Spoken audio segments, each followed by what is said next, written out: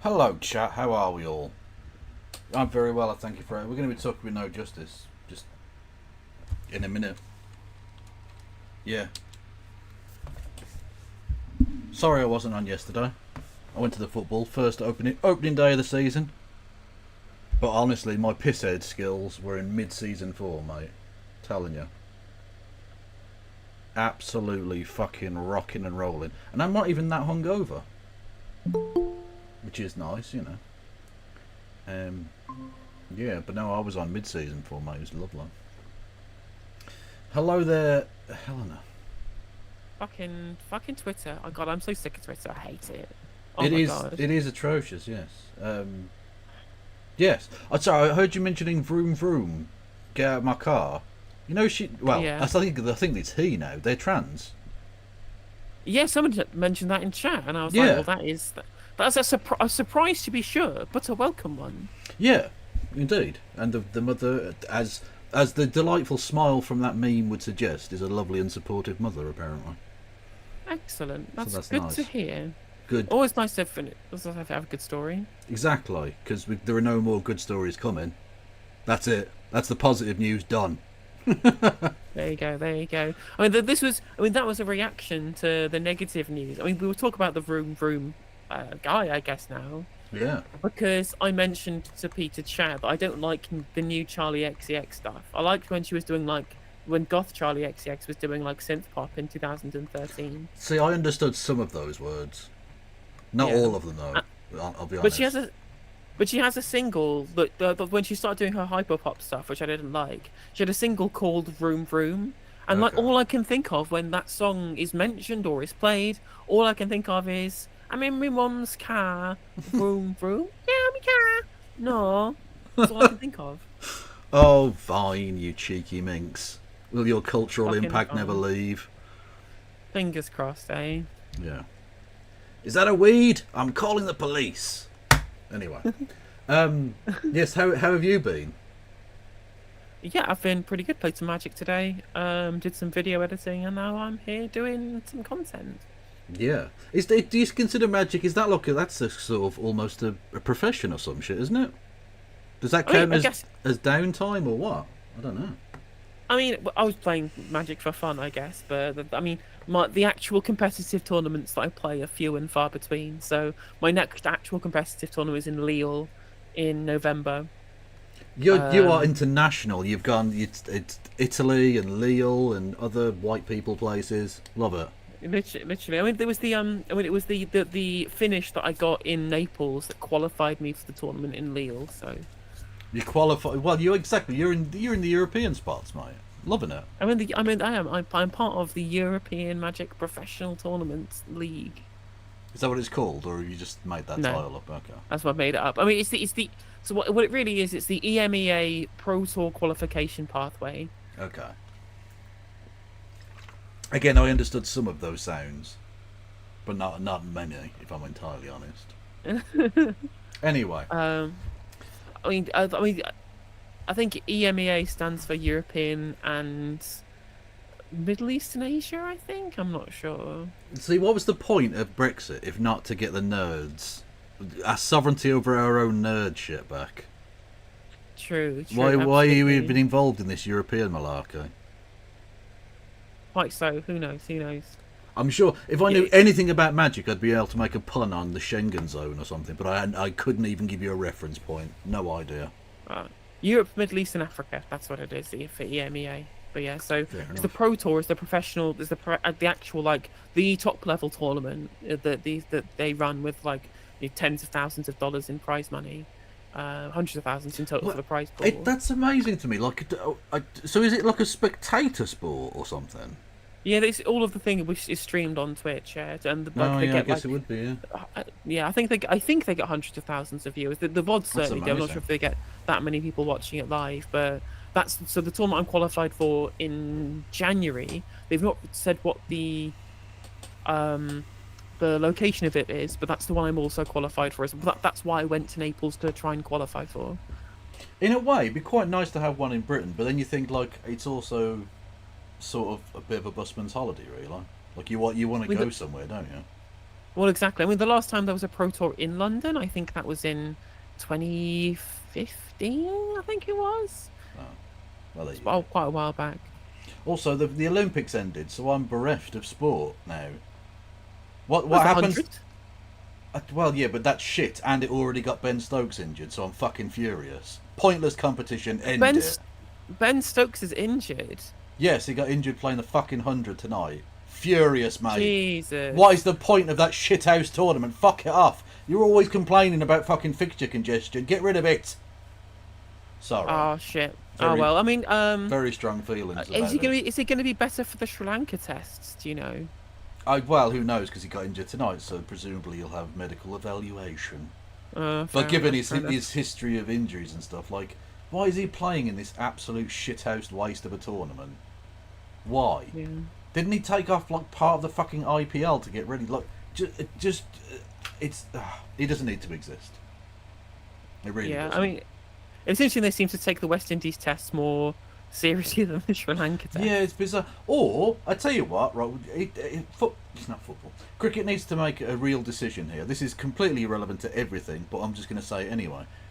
Either go ultra small ball and Test cricket, or drop all the small ball shite and do the old school 50 over and Test stuff. You Yeah. can't. The 50 over, it just seems superfluous at this point. Who gives a fuck about the 1 day tournament? I mean, I don't know anyone who really cares about Yeah, um the one day of internationals. Like the people like watching 2020 and like watching Test matches, and that's basically it. yeah, exactly. So just it's Test cricket has a weird, like, old school factor to it, and it lasts 5 days, which is awesome. 2020 done in an afternoon. 50 over, it's all day, and it's just mostly them tapping it for singles. What is the point? Yeah. It's boring. I'm sorry, it's fucking boring. It is. End It it. is boring. It is absolutely boring. It's absolutely boring. Also, somebody sorry in chat asking me what deck was I playing in the tournament. So I played blue green artifacts in Naples. That's what's qualified me for the Pro Tour. Sorry, I did. That's a tangential comment. Because I was actually going to message you, Kev, and said, "Did you want to go and watch the 100 at Edgbaston tomorrow? Because it's Trent Rockets against Birmingham Phoenix." But now you said that you don't like it, and I'm like, Well, see, now you've put me in a difficult spot, because now I seem like a bad person who doesn't want to interact. They'll be like, no, fuck no, you. the thing is, what I would say, because I would rather go to literally any cricket match that wasn't the 100, and I would rather go to, say, any of the test matches. But I don't think any of the test matches are in our neck of the woods in the Probably not. the But... Sri Lanka series.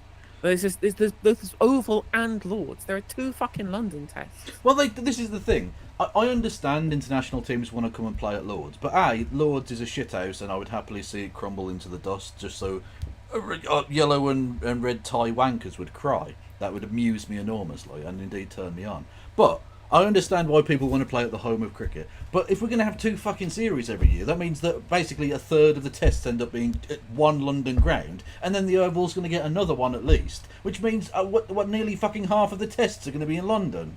What's the point? Yeah. Stop calling it the England and Wales Cricket Board, then, you pricks. You're the London Home Counties wankers.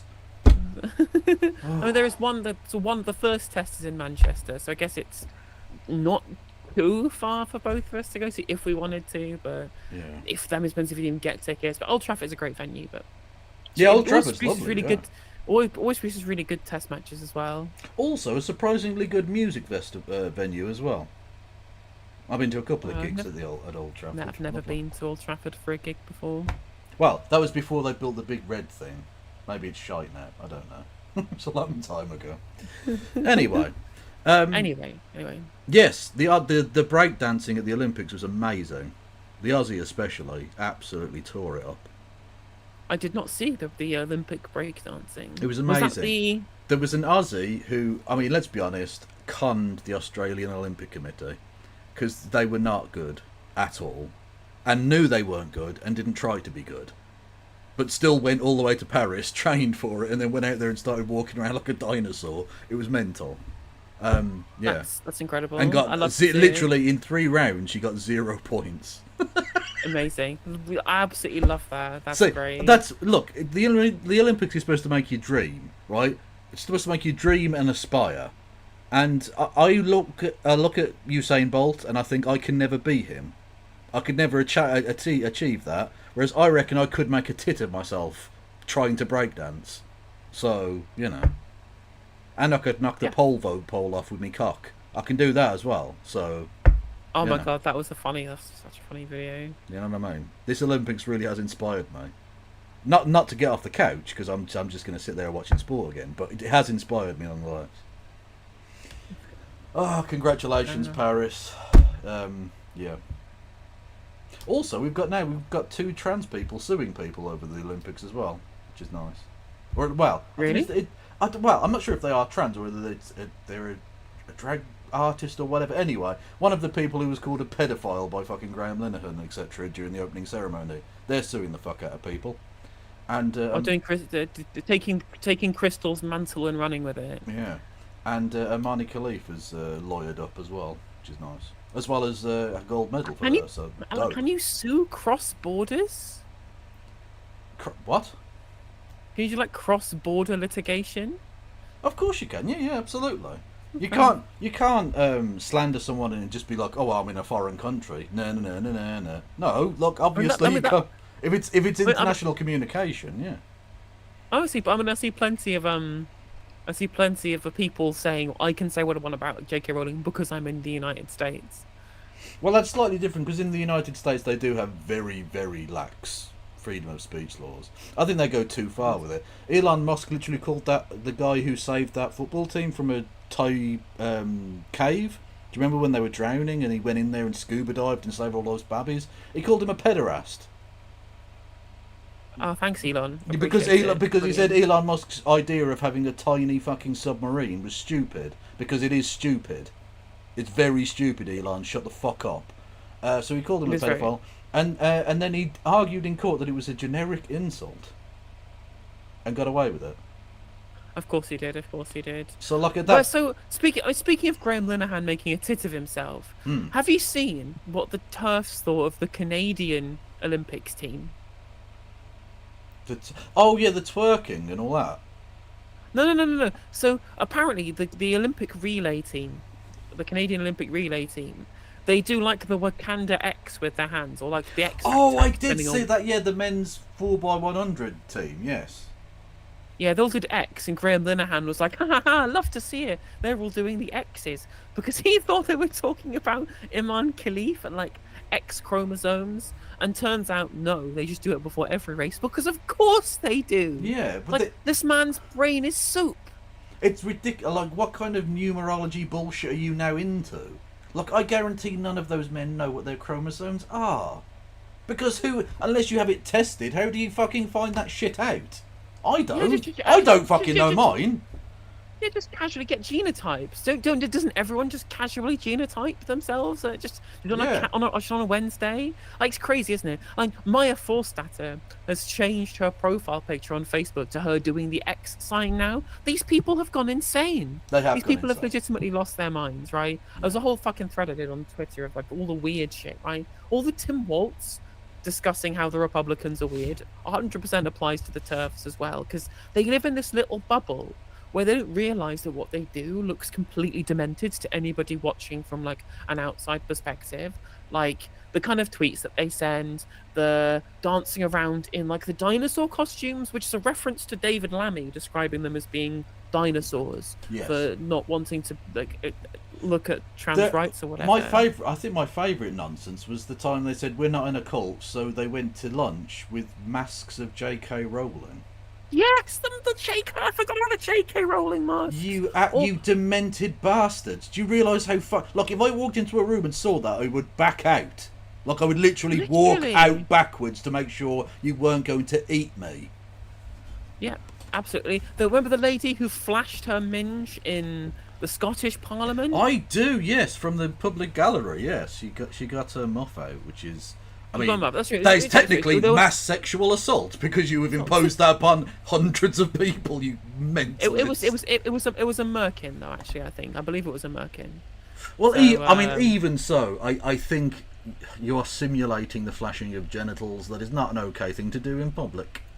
Actually, That's true. That's Yeah. true. There's also the lady. Actually, good point in chat. There was a lady outside the Scottish Parliament who quoted Hitler. that also That's happened. the thing Yeah. happened.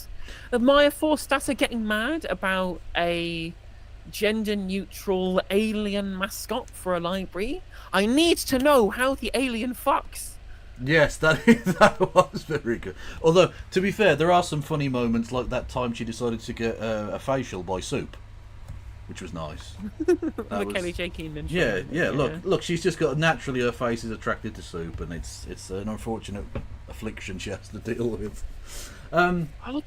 Like they just cannot stop looking like crazy to anybody just making a kind of cursory glance at what they're doing. True. Because again, they obviously they are part of a cult, really and truly. They genuinely they're on this righteous crusade to he's save going- society from the evil transgenders. Yeah. And because they're so lost in like whatever brain poisoned internet hole they've got themselves into, probably over the pandemic when a bunch of boomers got on Twitter because there's nothing else to do, and because they only interact with people within that echo chamber, they just don't get it. They have not got the fresh pair of eyes to look at them to see that what the way they look makes them look absolutely crazy. And you know that this is true as well because of the amount of times they say things like, well, my family won't talk to me, I've been losing friends. It's because you're fucking a weirdo, you're right, you're fucking weird. They've all got a post that says like, I've been uninvited from Thanksgiving dinner.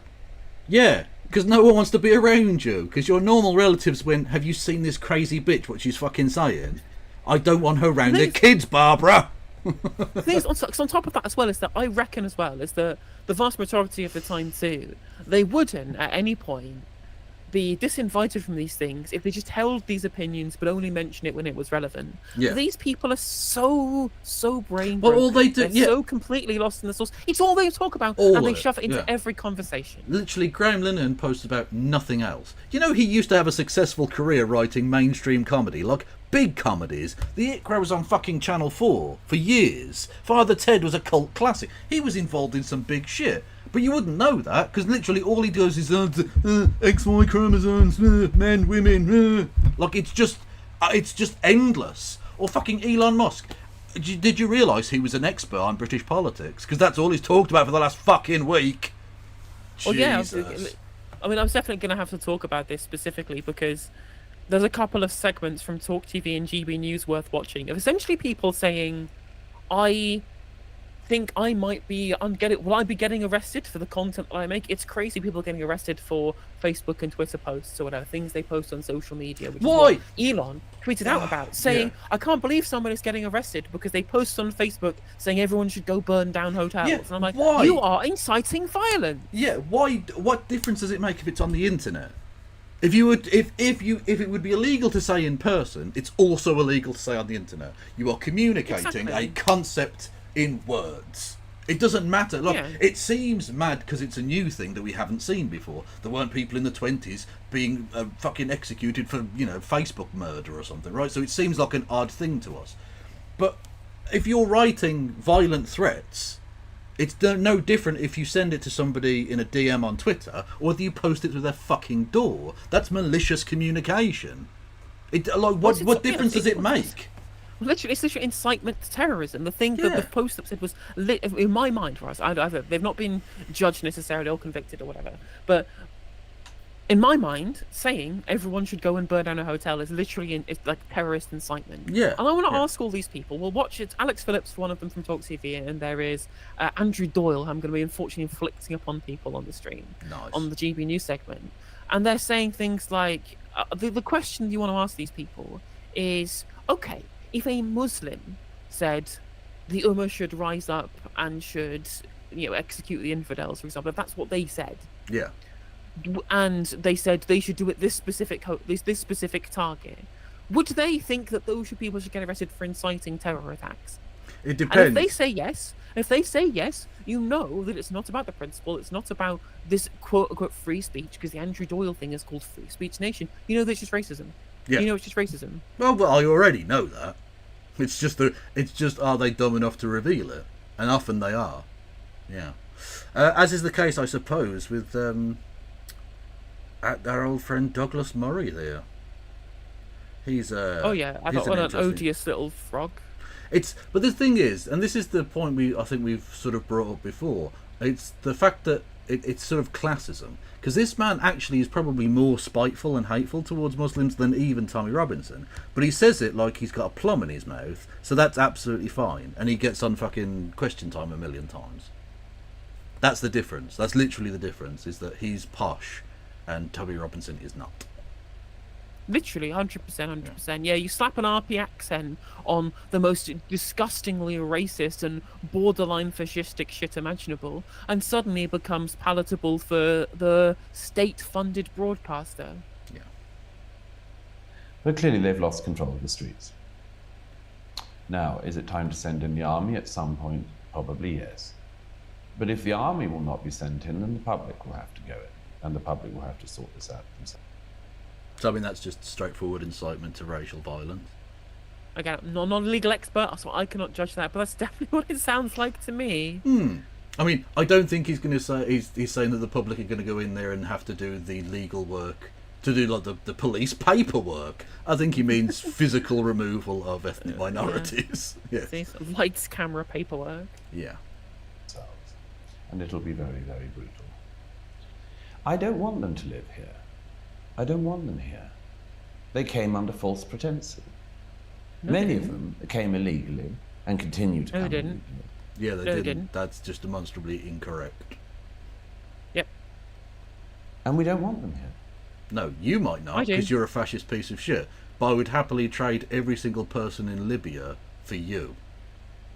It's true, absolutely. And in fact, we can send him to Tripoli as an exchange. Exactly. Although, to be fair, I do want them to bring the oil as well. I don't want him left with the oil. I don't know why I chose Libya specifically, just a brown people place, whatever. But the thing is, on top of that as well, is that, right, is that I would love to send him over to Libya, but I can't do that. You know why I can't do that? Because this fucker lives in New York. He's chatting shit about a country he doesn't even fucking live in. Well, so he's exactly like Tommy Robinson. He's literally the only difference is the accent.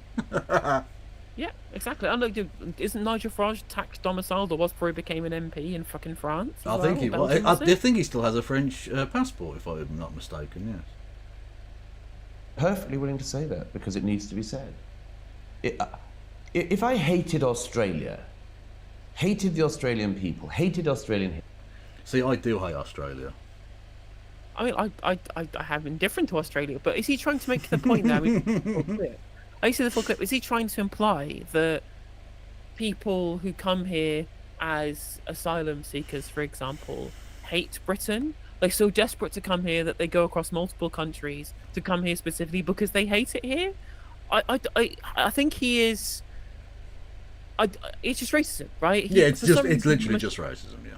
Yeah, because he has no evidence for this idea that they hate Britain. Yeah. In fact, if we look at degrees of patriotism, especially second gen and first gen immigrant communities, they are incredibly patriotic. The first gen immigrants are specific because they made a choice to come here. Yep. They love this country. They love it far more than I fucking do. Yeah, exactly. I was born here and I fucking hate it. Just saying. Fuck you, Kev from down. You can fuck me from down under. That's how it works often. Yeah. Anyway. Yeah. And actually, that's a good point. That's a good point as well. Like in chat, the US has far more immigration than the UK, which is very true. And if he hates immigration, why is he an immigrant to the United States? That man's a fucking migrant. True. That guy's an alien to American culture. Are you saying that he's an illegal alien in New York? I know he's a very legal alien, but of course, Fair enough. these people don't care whether people are legal or illegal. They hate the fact that there are brown people in the country. True. Exactly. I love that they'll say that. What I really love, right, is the nonsense of them coming up with the term expat, because they're not a migrant, because they're white, so they're an expat, which is just nice, right?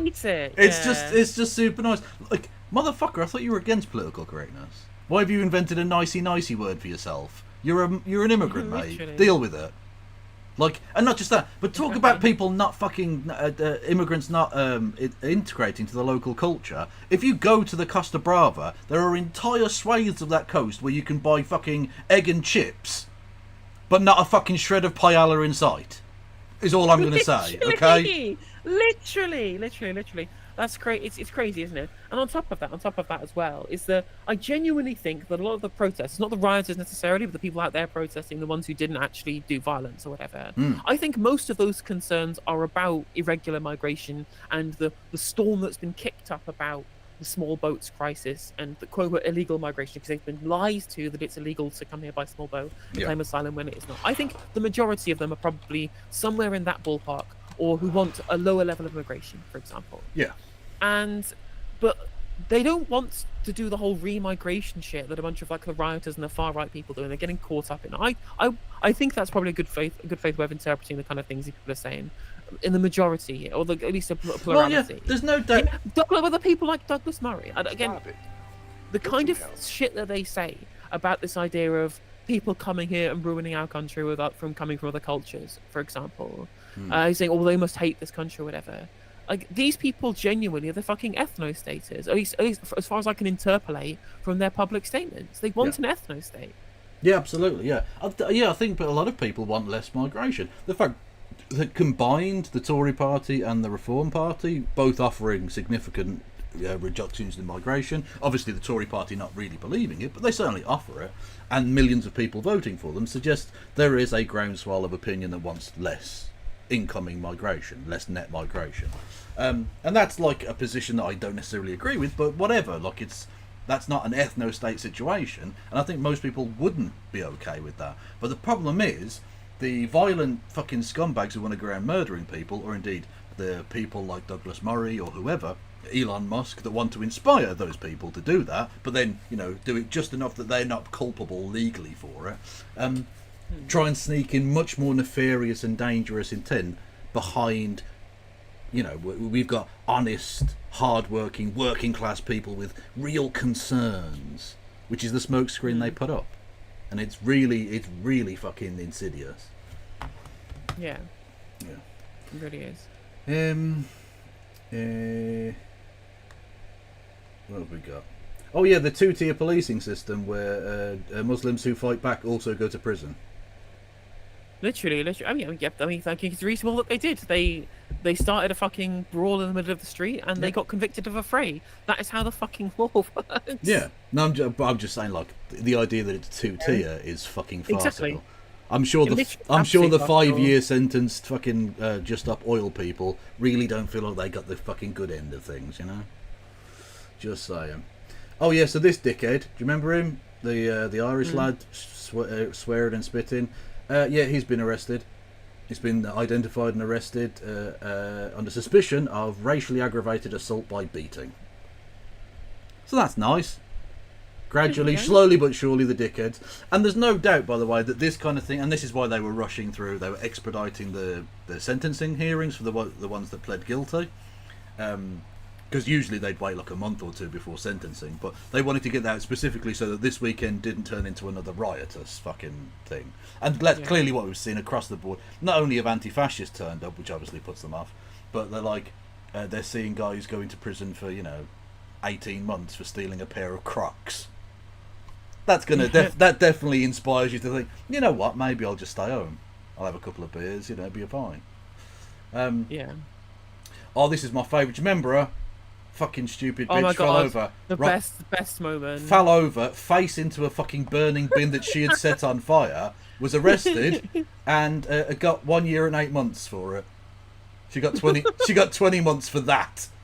A real Darwin Award moment. Honestly, not only are you engaged in the most ridiculously self-imposed bit of slapstick I've ever seen, but you've got 20 months in the nick to think about it. Bravo, you fail at life. Yeah, this lad kicked an emergency worker. 10 months. Yeah, don't kick emergency workers. Don't do it. Pretty fucking straightforward, mate. The thing is that, again, this is like the lower end of the things that people have done as well. Yep. Over the course of the riots, right? Like, I'm interested to see what happens when they start getting to like the people doing the actual terror attacks, like the people trying to burn down the fucking hotel. Well, that's the thing. The sentencing can only happen if they've already pled guilty, and they plead guilty because it's obvious, like it's on camera, Whereas with terrorism charges and stuff like that, rarely are they ever going to plead guilty, and secondly, you've got to do a lot more in terms of evidence gathering and stuff like that. So that's going to be months down the line before anything really happens on that, you would think, the really big cases. And they're talking of, upwards of 10 years for some of them. And I think there's no doubt that some of them will get very stiff sentences. Because, I mean, some of them, honestly, I think you could make a case for attempted murder in a couple of cases. You really could. If you are knowingly setting a building on fire that you know people can't escape from, that is attempted murder. It's a terror attack. They should be sentenced under terrorism legislation. They absolutely should. If they don't do that, there's an abrogation of the duty of the judiciary. Because it wasn't just. I mean, it was attempted murder, but it was also attempted. In my mind, at the very least, right?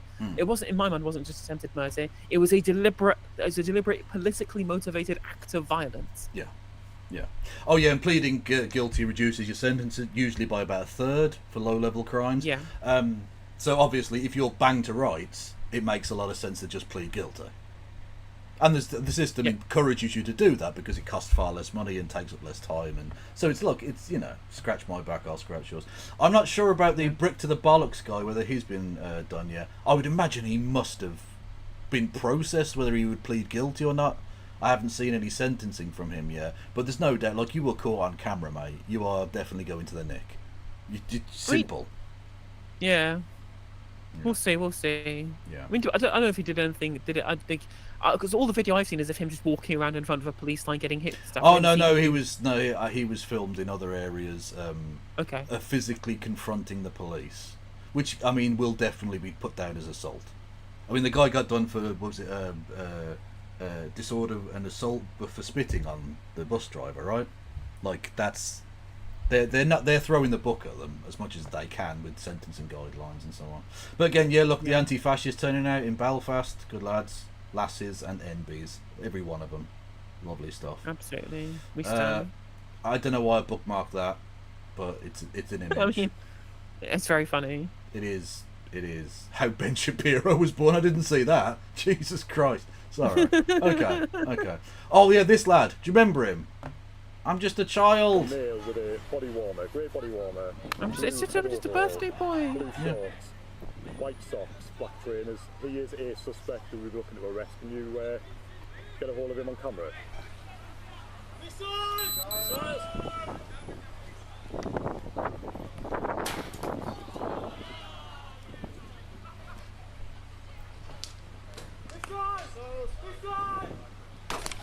Yes, go!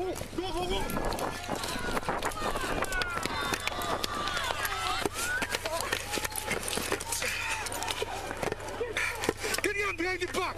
Get your hand behind your back now! No! Get your fucking hands up now! I will!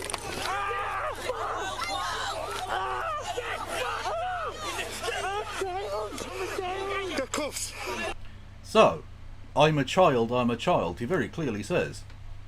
Problem is, he's actually 18. So not a child. Wah. Not a child, very much a grown adult, and you are going to jail.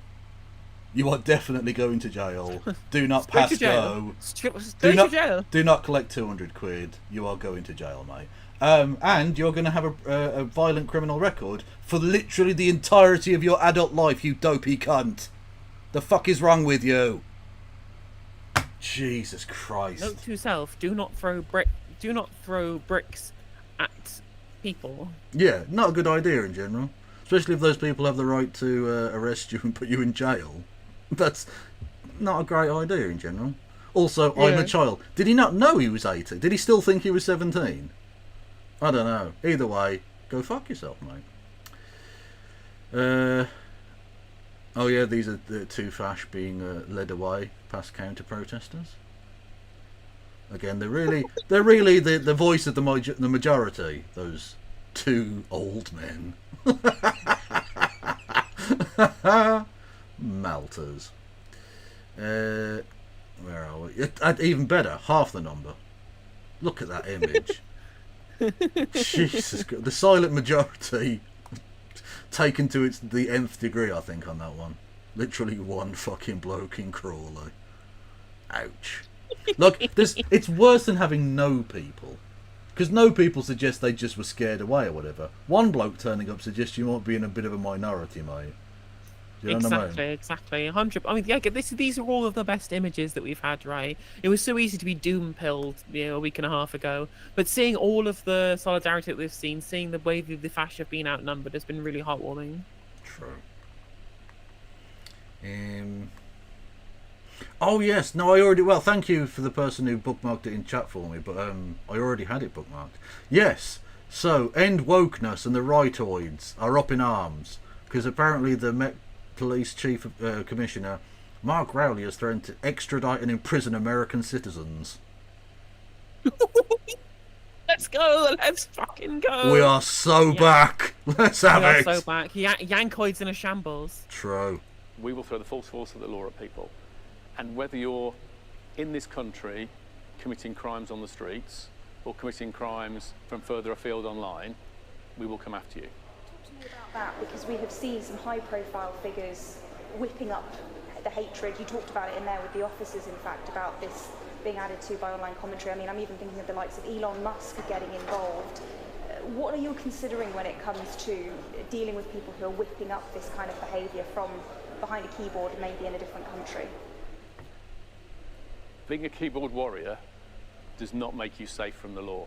You can be guilty of offences of incitement, of stirring up racial hatred. There are numerous terrorist offences regarding the sort of publishing of material. All of those offences are in play if people are provoking hatred and violence on the streets, and we will come after those individuals just as we will physically confront on the streets the thugs and the obs who are causing the problems for communities. Lol. Yeah. Yeah, good. There you go. Look, Absolutely. and then they're obviously not going to try and extradite Elon Musk because the Americans would never send him because he basically owns everything. So, Yeah, I mean, but do you know, I think if I was Sleepy Joe, right? If I was Genocide Joe right now, I know that Elon Musk is carping hard for the opposition at the election. What better time for a show of force True. against your electoral opponent than to extradite their biggest financial backer to another country to face terrorism charges? True, and if he gets done for terrorism charges, they can take all of his assets and give it to Kamala. Fuck it, who cares? Absolutely, We're swinging absolutely. wild Imagine, here. literally, or they could just nationalize Tesla. True, but then they might start making cars that work. And I'm not sure. Yeah, they might- the Tesla absolutely. owners would be up in arms. I think Ah, my I'm bumper des- hasn't fallen off. No. I'm actually desperate for Tesla to get nationalized for one reason only. So we actually know what the real share price is. Oh So we yeah, actually know yeah. what so rather than this massively overhyped, inflated tech bro bubble, gambling on the stock market, dream juice bullshit number that it is at the moment. Yeah. Because they've not paid out shareholders in over a decade. Yeah. Tesla, they've not paid out shareholders at all because it's all hype marketing. They don't have any actual profits to be able to dole out significantly to Yeah. shareholders. Considering It's he all does, just it's all nothing. Yeah. It's all just fucking all just yeah, and you can hype. you can tell it's a hype bubble load of old shit. Because in the course of 10 years, he's gone from 10 billion to 200 billion, but he hasn't sold many cars. Like there are only so many carbon credits you can sell before I start to think. Actually, I think these numbers might be complete bullshit. Actually, I don't think you're worth actually anything near that amount. You fucking loser. Yeah. Oh, Tiny Tommy from Spain. I can't find a single libel lawyer that will agree to represent me. If everyone's reading this, please get in touch. Yeah, because why would they take you on, you twat? You're a violent lunatic with a massive criminal record. Why would they take you on? Also, you filed for bankruptcy like twice or some shit. Like, why the fuck would they pay you and then maybe get 10p in the pound at best? Shut the fuck up, mate. Jesus. Oh, Trump being a fucking knob. Oh yeah, Humza Yousaf, who we were critical of to a degree during his time as First Minister. His relatively brief. I had mixed opinions. I think his heart was in the right place, but his actions certainly were not. No, and fucked himself by alienating the Greens and stuff. Made a run for his own back. Anyway, regardless, he's still very much a human being, and a human being I think who cares, and has threatened to leave the UK over the migration riots. Now, whether you think that's necessarily a very serious threat or not, I think it really speaks to the nasty souring of relations in the country between Britain and Britain. And that's what's so that's tilting to worrying me, in the right? long term, right? Because the thing I would rather see is people saying we are going to defiantly remain part of our communities, because at the end of the day, that's giving them what they want. It's giving the far right. I mean, I understand you want to stick there, you want to prioritize your own safety. I get it, I understand, but you're letting them win. Tell me If you, it's what they want is for fewer brown people. So if you as a brown person say, "Well, I'm going to leave because they don't want me here," you're just letting the far right win. Yeah. True, Elliot. Yeah, Tommy Robinson has tape over his mouth in his profile picture while he's freely tweeting. Yes. Well, that's literally reminds me of the Julie Bindel double-page spread in the national broadsheet, The Guardian, where she said she couldn't speak and she put tape over her mouth, just like fucking traumatically stupid levels of. No, my favourite one ever, John Cleese, talking about being cancelled in a primetime Channel 4 documentary he was given. Literally. Are you taking the piss, mate? Like, if you've been silenced, how come I can fucking hear you? Exactly. I wish it was silenced. Yeah, especially because that guy lives in Jamaica. Now, don't get me wrong, fair play, you live where the fuck you like, but don't pretend like you give a fuck then. Like, talk to me about Kingston. Don't talk to me about Kingston upon Hull, because you don't fucking know anything about it, mate. Yeah. These two dickheads, right? This is fun. Right, so the guy who got his arse bitten by the dog, right, is, I believe, in a gay relationship with the other dude here, right? And they'd both been drinking at the bingo. And then went, should we go and do some rioting? And got his arse bit by a dog. Like, What a mental story! What the fuck is look? And also, can you come up with two more disparate hobbies than bingo and rioting? Those are the extremes of adrenaline you can get. Bingo and rioting. What the fuck? Like, it's just that. I mean, what a story. I mean, yeah, they really took being gay and doing crime very literally. Yes. And they're both going to jail for a long time. Pair of fucking twats. Joe lights it up to his usual thing. Because he's very... I fucking love Joe. Should we have a read of his letter to Nigel Farage? Absolutely. I'm never, ever going to say no to a bit of Joe. Let's go. Someone clip that and make it into a Biden thing. That would be amazing. To Nigel Farage MP. Babe, you are having such a brat summer. Totally lovely everything you're up to right now, especially your social media posts with those gorgy flags. It's very gay so far, and I appreciate that. I wanted to get some clarification on a couple of things. I was going to come to Clacton to say hi, but Liz Truss said that was the last place I'd find you. Did you see him tweet out that he'll visit in a couple of days? You're the fucking MP, mate. Why aren't you there now? What do you mean you'll visit in a couple... What the fuck are you up to that's so important? You haven't held a single surgery. He doesn't even have a fucking email that his people can contact him on. Really? Does he not? No. I thought that was required. No, it might be set up, but no one's answering it. So it's effectively not an email. Yeah, quite. You could also write him a letter and put it down the fucking toilet. It would have just the same effect.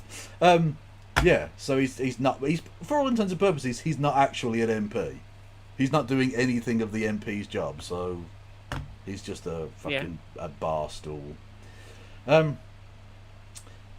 the arbiter of what are fair and legitimate questions, I wonder if you could let me know if you consider the below to be fair and legitimate questions. 1. Are all immigrants bad, or is it okay if they come from Europe and they become your wife? Nicely done. True. 2. When you're speaking, why do you drag out the last few words of the end of every sentence? Is it so you can gather your thoughts for the next point that you make? I see what you've done there as well, Joe. It's very good. 3. Which character do you think Tommy Robinson would choose on Mario Kart? Brackets, my guess is Shy Guy, close brackets. Okay. Why is there always one fly in my house? 5. Do you like jokes as long as they are not aimed at you, and do you have the same approach to milkshakes? Yeah, someone suggesting Waluigi, and you know what, I'm here for it. 6. What do you think James O'Brien would prefer at Nando's? My guess is half a chicken, brackets, medium, but he'd pick off the skin, close brackets. True. 100% right there. 7. Why haven't we had a statement on this violence from... What the fuck? Shoe Zone. I think it's suspicious. That is true. Why haven't Shoe Zone said anything? You'd think they would. True. Free advertising, isn't it? You know, all the papers would fucking talk about it. 8. I notice you have a reed diffuser. What smell are you going for? My guess is leatherette / boiling piss. Definitely. Bang on the money. 9. Is it true that you can only ejaculate if someone sings I Predict a Riot in a Ricky Wilson mask? I'm not sure if Greg's have made a statement, in all honesty. I haven't seen anything. I don't know. No. Too scared in case they alert the mob again. And well, exactly. And you wouldn't want them to have to do a second thing, because it would be a copy pasta. Because they sell pasties. Come on now, people. 10.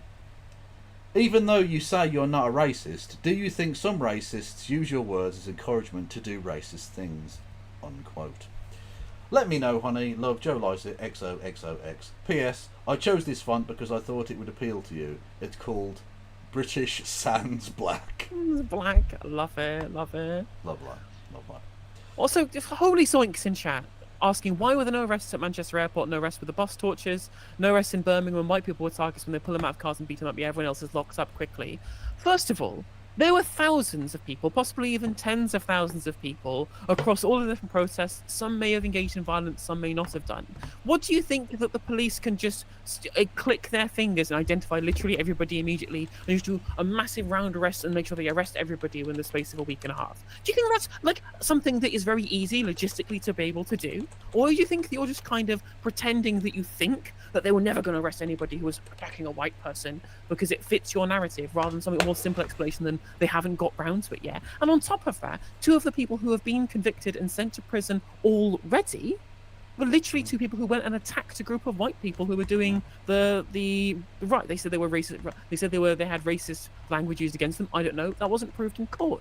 But I'll even tell you their names because I've remembered. It was Adnan Ghafoor and Samir Ali, both sentenced to longer prison sentences than the white people who were then convicted in the next round of the court session after this as well. Right? True. You are trying to. You literally. You don't know any of the facts. You're just saying, I reckon there's been no arrests or whatever, or they're not going to arrest them. You see, you reckon there, because that is already confirming your existing biases, right?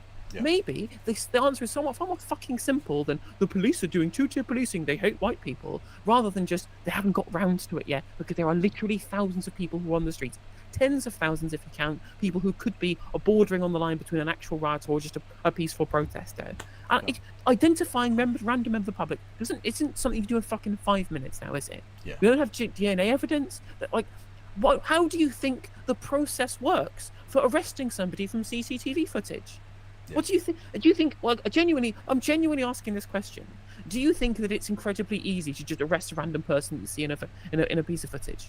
Yeah. Do you think that's easy? Like, what do you think the process is for photographing a random member of the public and then getting their identity specifically and their address and everything so that you can go and arrest them? Especially after actually looking through all the footage so you know what to charge them for in the first place before you even make the arrest. Especially in the larger cases, we've not seen any arrests or any charges for the people who burned down the fucking hotel.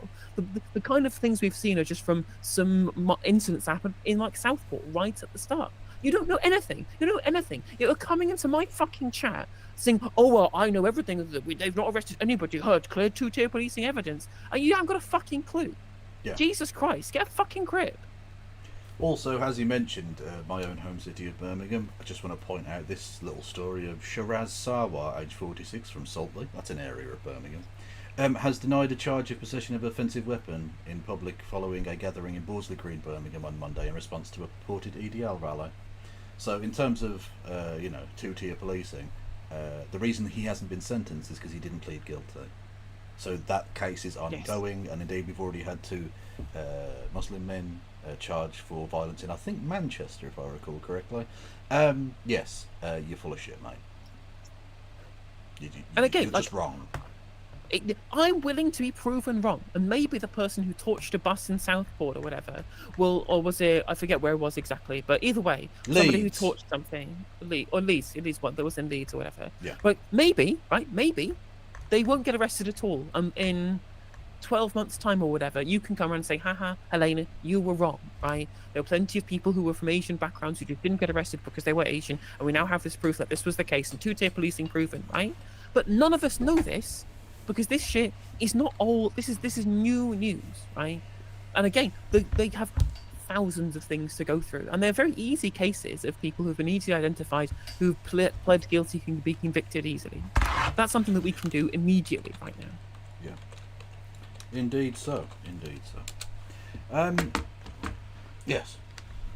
Farage riots. Oh, Femi. Yes. So the activists, the anti-fascists, were outside Reform Party HQ in London, and God bless him, Femi. He was there as well. Let's have a look, shall we? If you look right about there, you should see an 83. That's the secret Reform Party lair. And we figured we'd come and show up, given that the Reform Party, led by Nigel Farage, has been spreading all kinds of hatred across. Sorry, pause, Kev. One sec. Okay, well, here you go. How about this? I literally just Googled Leeds bus fire arrest. And the very first result on Google, because I have the mental wherewithal to type words into Google and press enter and then click the top result. Man charged after bus set on fire during Leeds riots as 5 more arrested. So His name was Justin Dobre, 37, and will appear at Leeds Magistrates Courts on Monday. I fucking Googled it. Like, do you have the IQ of a vegetable, holy zoinks? Do you need help getting dressed in the morning? Like, do you are you literally just like comatose on the floor, just unable to do basic research before you start saying things in my chat with no fucking evidence for it whatsoever? Like, genuinely, I'm insulting you because you deserve it. yeah, Because like, if you'd just come in and saying, can you please let me know whether or not that they have done this thing? Because if this hasn't done this, would be evidence of two-tier policing. And I'm just like, oh, okay, fair enough. Let's go and have a look. Okay, now we know the information. You come in saying they haven't arrested the guy who set the bus on fire. They've not done it, have they? And you couldn't even be asked. You couldn't even scrape together the tiny amount of mental wherewithal to type the question into Google. 4 words. 4 words it took me to type into Google, and I found this information. I found, like, genuinely, why didn't they arrest him on the night? Okay, fair enough. That's your line now, is it? You have to be able to arrest very specific people in very specific circumstances on the night, otherwise it's two-tier policing. Like the people who have been filmed on these videos that we've seen from the far right riots over the course of the last 2 weeks, they didn't get arrested on the night either. Is that like? Then you can't even say that it's two-tier policing. I'm just calling you a fucking idiot because you're coming into my chatting stupid shit. If you think the police have to arrest people on the same day, you're full of shit. The woman from Middlesbrough, who infamously, I suppose, had a door kicked in at 4 a.m. That was 2 days after she had committed the alleged, at this point, crimes for which she was arrested.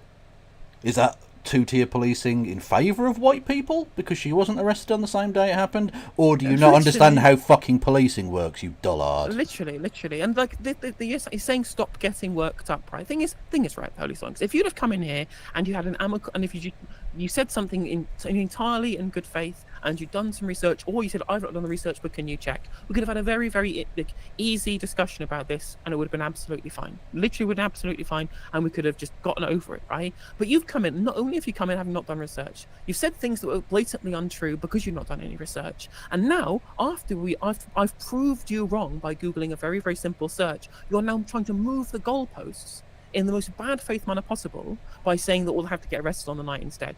Like, because you just can't admit that you were wrong. You can't admit that you're wrong. And this bad faith bullshit does not wash here. I'm very happy to engage with people amicably in good faith. I very much appreciate, in fact, people who have differing opinions to me coming here and arguing in good faith. But what I will not accept bad faith people who can't even do basic research coming in here and blathering on about some bullshit that's completely untrue. But Helena, why didn't the police use the foresight to arrest them before it even happened? It's two-tier policing. They should have used their time machines to go back in time and pre-arrest people. Okay, well, at least now you admit that you're wrong. That's fine. We can move over it. I apologise for getting worked up and shouting at you, okay? I don't. Right, but we're now past this moment. But indeed.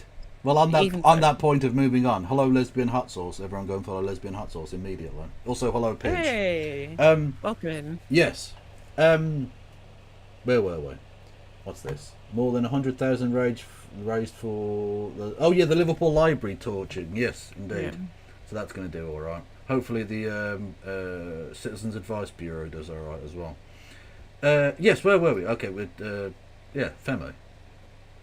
The country, which has led to a whole bunch of violence, including them trying to burn down a hotel that contained asylum seekers, people that came here in search of safety. So we're here making the point that we won't stand for that kind of shit.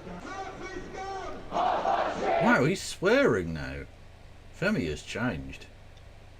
It truly has, yeah. Honestly. Where did he drive to stop Brexit? Hull. Still an absolutely seminal moment. Honestly, the most mental moment in British history, I think, to be honest. It really was. I mean, you know what? Because Femi's heart clearly is in the right place, I'm gonna find it funny rather than mocking him. I think it's very. Oh amusing. Yeah, I'm not mocking him at all. I love the passion and the nonsense of it, but it's very. I drove to Aberdeen in my bare feet. eating medium-sized Toblerones. It's got a certain vibe to it that's just funny. It's just amusing to me.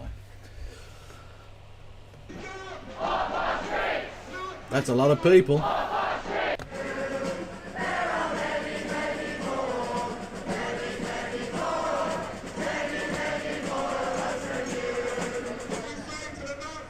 If you look, They were saying, it's intimidation. They're intimidating us.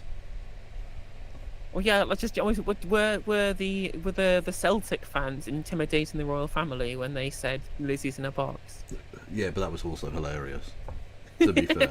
But no, like, I would just say, these are concerned citizens who are rightfully angry. They have concerns that I think the political establishment should deal with.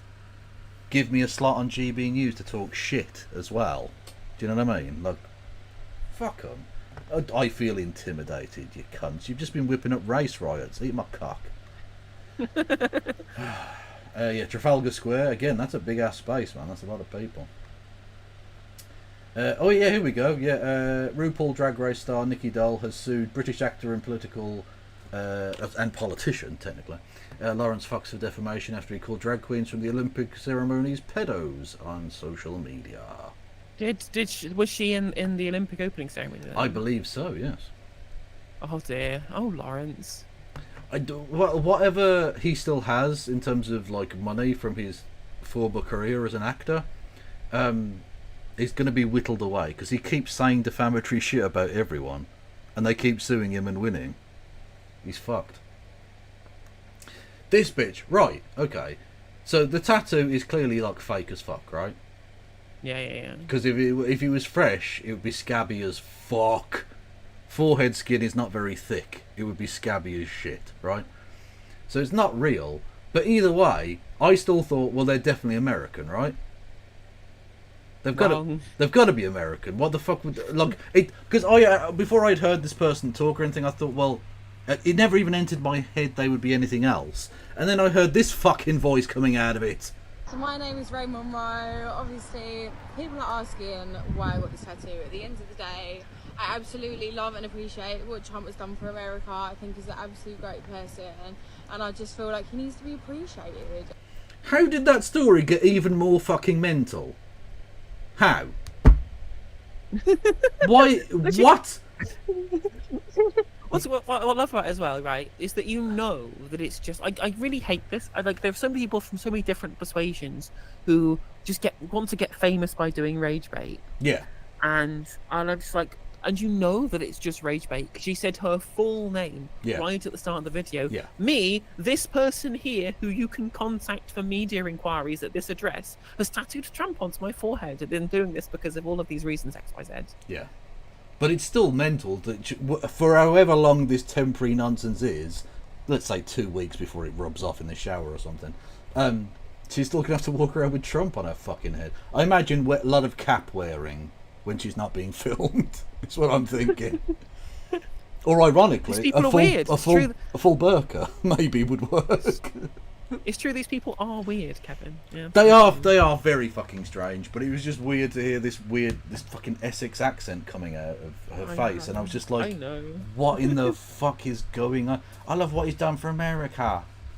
Okay, that still doesn't explain why you in fucking Harlow are doing this, or whatever, wherever you're from. What has he done for America? What did he do? Oh, good stuff and that, you know.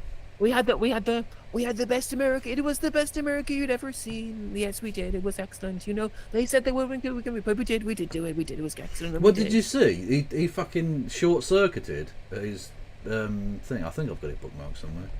He literally just... Oh, shit. He just stopped talking for like 20 seconds.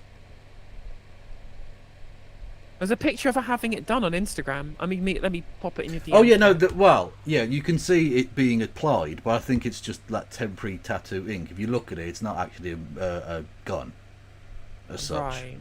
Hang on, I'll have to do this off screen so that you don't see all of the dick pics I'm sending to everybody. Well, fuck it, Twitter's dying. Why not? You know, it's a freebie.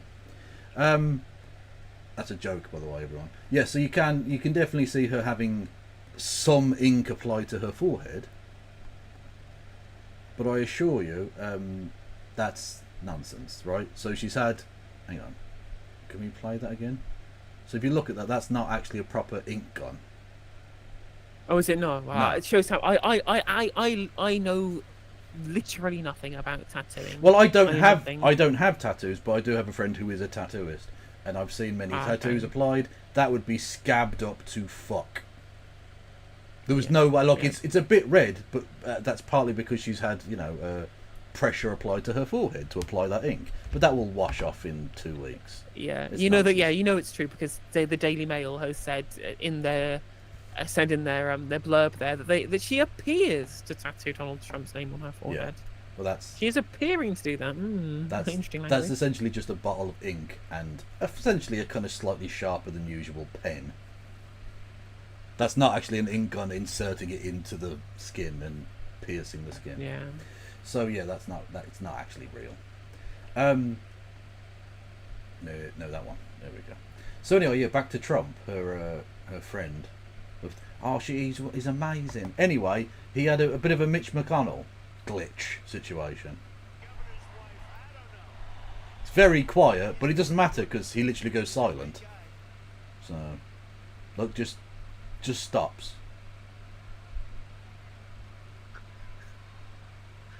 It would be really nice in America if they had politicians who didn't do this. It would be good. Maybe have people who are under the age of 70. Sometimes. Look, he's just stopped. He's broken. And you can tell by the way this isn't like edited because the people behind them aren't like looping or anything. Yeah. Look, it's legit. He just He's having a Jobin. yeah, and Fox cut away from him because it was like, well, he's stopped. This is dead air. What the fuck? Mad, fucking mad shit. Absolute lunatic. Anyway, oh god, I don't have bookmark a lot of old shite. Oh yeah, here he is. Yeah, Michael Mongan. A man who was racially abused and spat at a London bus driver has been charged with racially aggravated public order offence and criminal damage. Yep, get fucked, mate. Get fucked. Oh, Elon Musk's a Nazi. Did you know that? And they're obsessed with like cuckolding shite. Yeah, someone else mentioned this as well, and it was just like, why we obviously get mad. The Republicans and the right wing get mad when you call them weird, and I'm just like, literally the entirety of the way in which you conceptualize the Great Replacement theory and the end of Western civilization is through cuckold porn. Yeah. That is how essentially that they can compute it personally. Or they think it a bunch of Wojak memes of people of black men having sex with white women. Yeah, like that is how they view the fall of Western civilization is through their own personal feelings of emasculation. Yeah, and it's really, I mean, it's Freudian to be sure, but it's really revealing. And this is why normal people, just like regular voters, median voters, can get swayed by they are weird rhetoric. But it is incredibly weird. It's phenomenally strange. Yes, and I've said this for a long time. I'm sure that a lot of conservatism is about sexual malfunction, one way or another. I think we definitely saw from Andrew Tate and his let's say Tuck Supreme that he's just got nothing going on there, and it's small pee-pee. We know from Elon Musk he's got a weird breeding fetish thing that he's got going on, and feelings of emasculation because his wife was getting some T-girl dick. Like, he's gone fucking mental. The fact that his child came out as trans as well is like a great affront to him, to the point where this person is now, he considers them to be dead. Like, sexual insecurity is exactly what it is. Yeah. Exactly. They're scared of the Browns coming in and fucking their women because white women naturally would prefer not to have to deal with these fucking incel losers and will fuck anyone else. Literally. And apparently Richard Tice retweeted this as well. Like, yeah, Richard Tice retweeted this. Yeah, Richard Tice, member of the British Parliament. Richard Tice. Fantastic. Literally. Fantastic. So we've got, open Nazi cuckold freaks in Parliament now. Well, I mean, probably already did, But at least the Tories used to kind of hide their power level a little bit. Whereas now these are just unbelievable stuff. Anyway. Oh yeah, so this is him, look. So, this guy, Tyler K, got 38 months for posts on Twitter. Elon Musk has defended this and said, this is messed up. Do you want to know what he actually said in his posts? He tweeted out, and I quote, mass deportation now, set fire to all of the, blanked out, hotels full of, blanked out. For all I care, if that makes me racist, so be it. So my point is, one rule for some and another for others. Categorically, I will not. I can say categorically, tell you now, I will not be arrested by Northants police. That's your key problem there, chap. Just showing part 2 of the two-tier system. Wait. Hold, freeze 1 second. I thought that the 2-tier policing was that he would be arrested. That the white people were more likely arrested, not less likely. I have no idea. Yeah. And I was just saying, well, it's 2-tier policing because I'm not going to get arrested for this. And I'm like, I mean, if you say so, like, if you're going to say the 2-tier policing is in non-white people's favour, by all means, go ahead. Yeah. So anyway, enjoy your years in prison. But again, this is literally what I lose my mind about. Again, like why is like terrorist incitement? Why do they think it shouldn't like they say everyone should burn down a hotel full of migrants for all I care is what they say, and then people go and burn down a hotel full of migrants. And they just go, I have nothing to do with that. Yeah. Nothing to do with it. I don't know what link it is you've sent me there, Elliot. To all corrupt government. I don't know what that is. I appreciate it, but stop fucking sending me the link. I don't know what it is. I'm not playing it. Stop. Anyway. So defending essentially terrorism there, Elon Musk. See, again, the Olympics made me dream, because I can definitely do this. I can do that. 100% I could knock that off. Definitely. That tickled me so much. Love it. There's a flop that he did. Can I watch it again? Can I watch it again, please? Yeah, of course you can. Funny. Absolutely. It's a belter. Absolute belter. Look at that. Good form. Nailed the landing. Yes. I don't know why that's tickled me so much. Also, I quite like that it's a Kiwi as well. Just, I don't know why. Little nation. Also, I think, didn't he win a bronze or something? I think he didn't need to do that final jump, so he just trolled, I think. Incredible. Yeah. That's even funnier, actually. Yeah, amazing. The right winger up in arms because this guy is this Dublin, I think. Anyway, in anti-immigration, they were saying he's whited up. To which I say, yeah, hilarious. Fuck it, go for it, mate. I don't give a shit. But when Lenny Henry did that, yeah, specifically, exactly, didn't he? Yeah, to mock the Black My Minstrel show. Yeah, exactly. Like, who gives a fuck? Man looks like a fucking riot. Let's go. Probably not the best choice of words given this week, but you know what I mean. It sounds like fun. Fuck it. Also, maybe he thinks they'll stop him getting arrested by the police. You know what? If it's 2-tier policing. Exactly, 2-tier policing. Yeah, amazing. So Elon Musk is amazing that some people still think the news is real. David Icke, the most mental cunt in the world. Even more amazing is the number of people who think you are. No, I think he's just trying to go for a burn there, right? And it's not a bad one, but it does suggest that David Icke doesn't think that Elon Musk exists. Which is also a genuine possibility because it's David Icke. I don't know. Literally just having a mental off. Yeah, it could be. Honestly, I don't know what he would believe or not believe, so it could be anything. God bless him. You know what? Let him go at it. The two biggest dickheads in the world having a slap fight. Go for it. Was this Richard Tice pointing this out? Oh, Jesus. So he's just playing the victim. This meme could get you 3 years in prison in the UK. Brackets, actually. And that's the thing, right? Is that I watched a video by Economics Help UK talking about immigration and the economic positives and negatives, and all of the comments were people either saying, haha, but you, the professional economist, may have missed this specific thing that I think means that immigration is bad, because they didn't want to admit that the facts were that it was fine, the economy. And the rest of the comments were just people saying, I would give my opinion on this, but I don't want to get arrested. And I'm just like, as long as you don't say, do a terrorist attack, Yeah. you're not going to get arrested. Well, exactly, yeah. Like all these right-wing losers going on about, like, oh, I'm going to bed worried tonight in case I get arrested.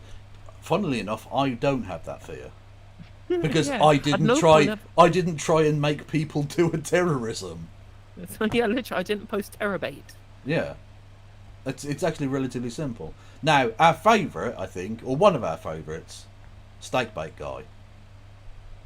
2.5 years. 2.5 years. He What was got- the charge? He got 2.5 years. I'll bookmarked it further up, so we'll get to it eventually.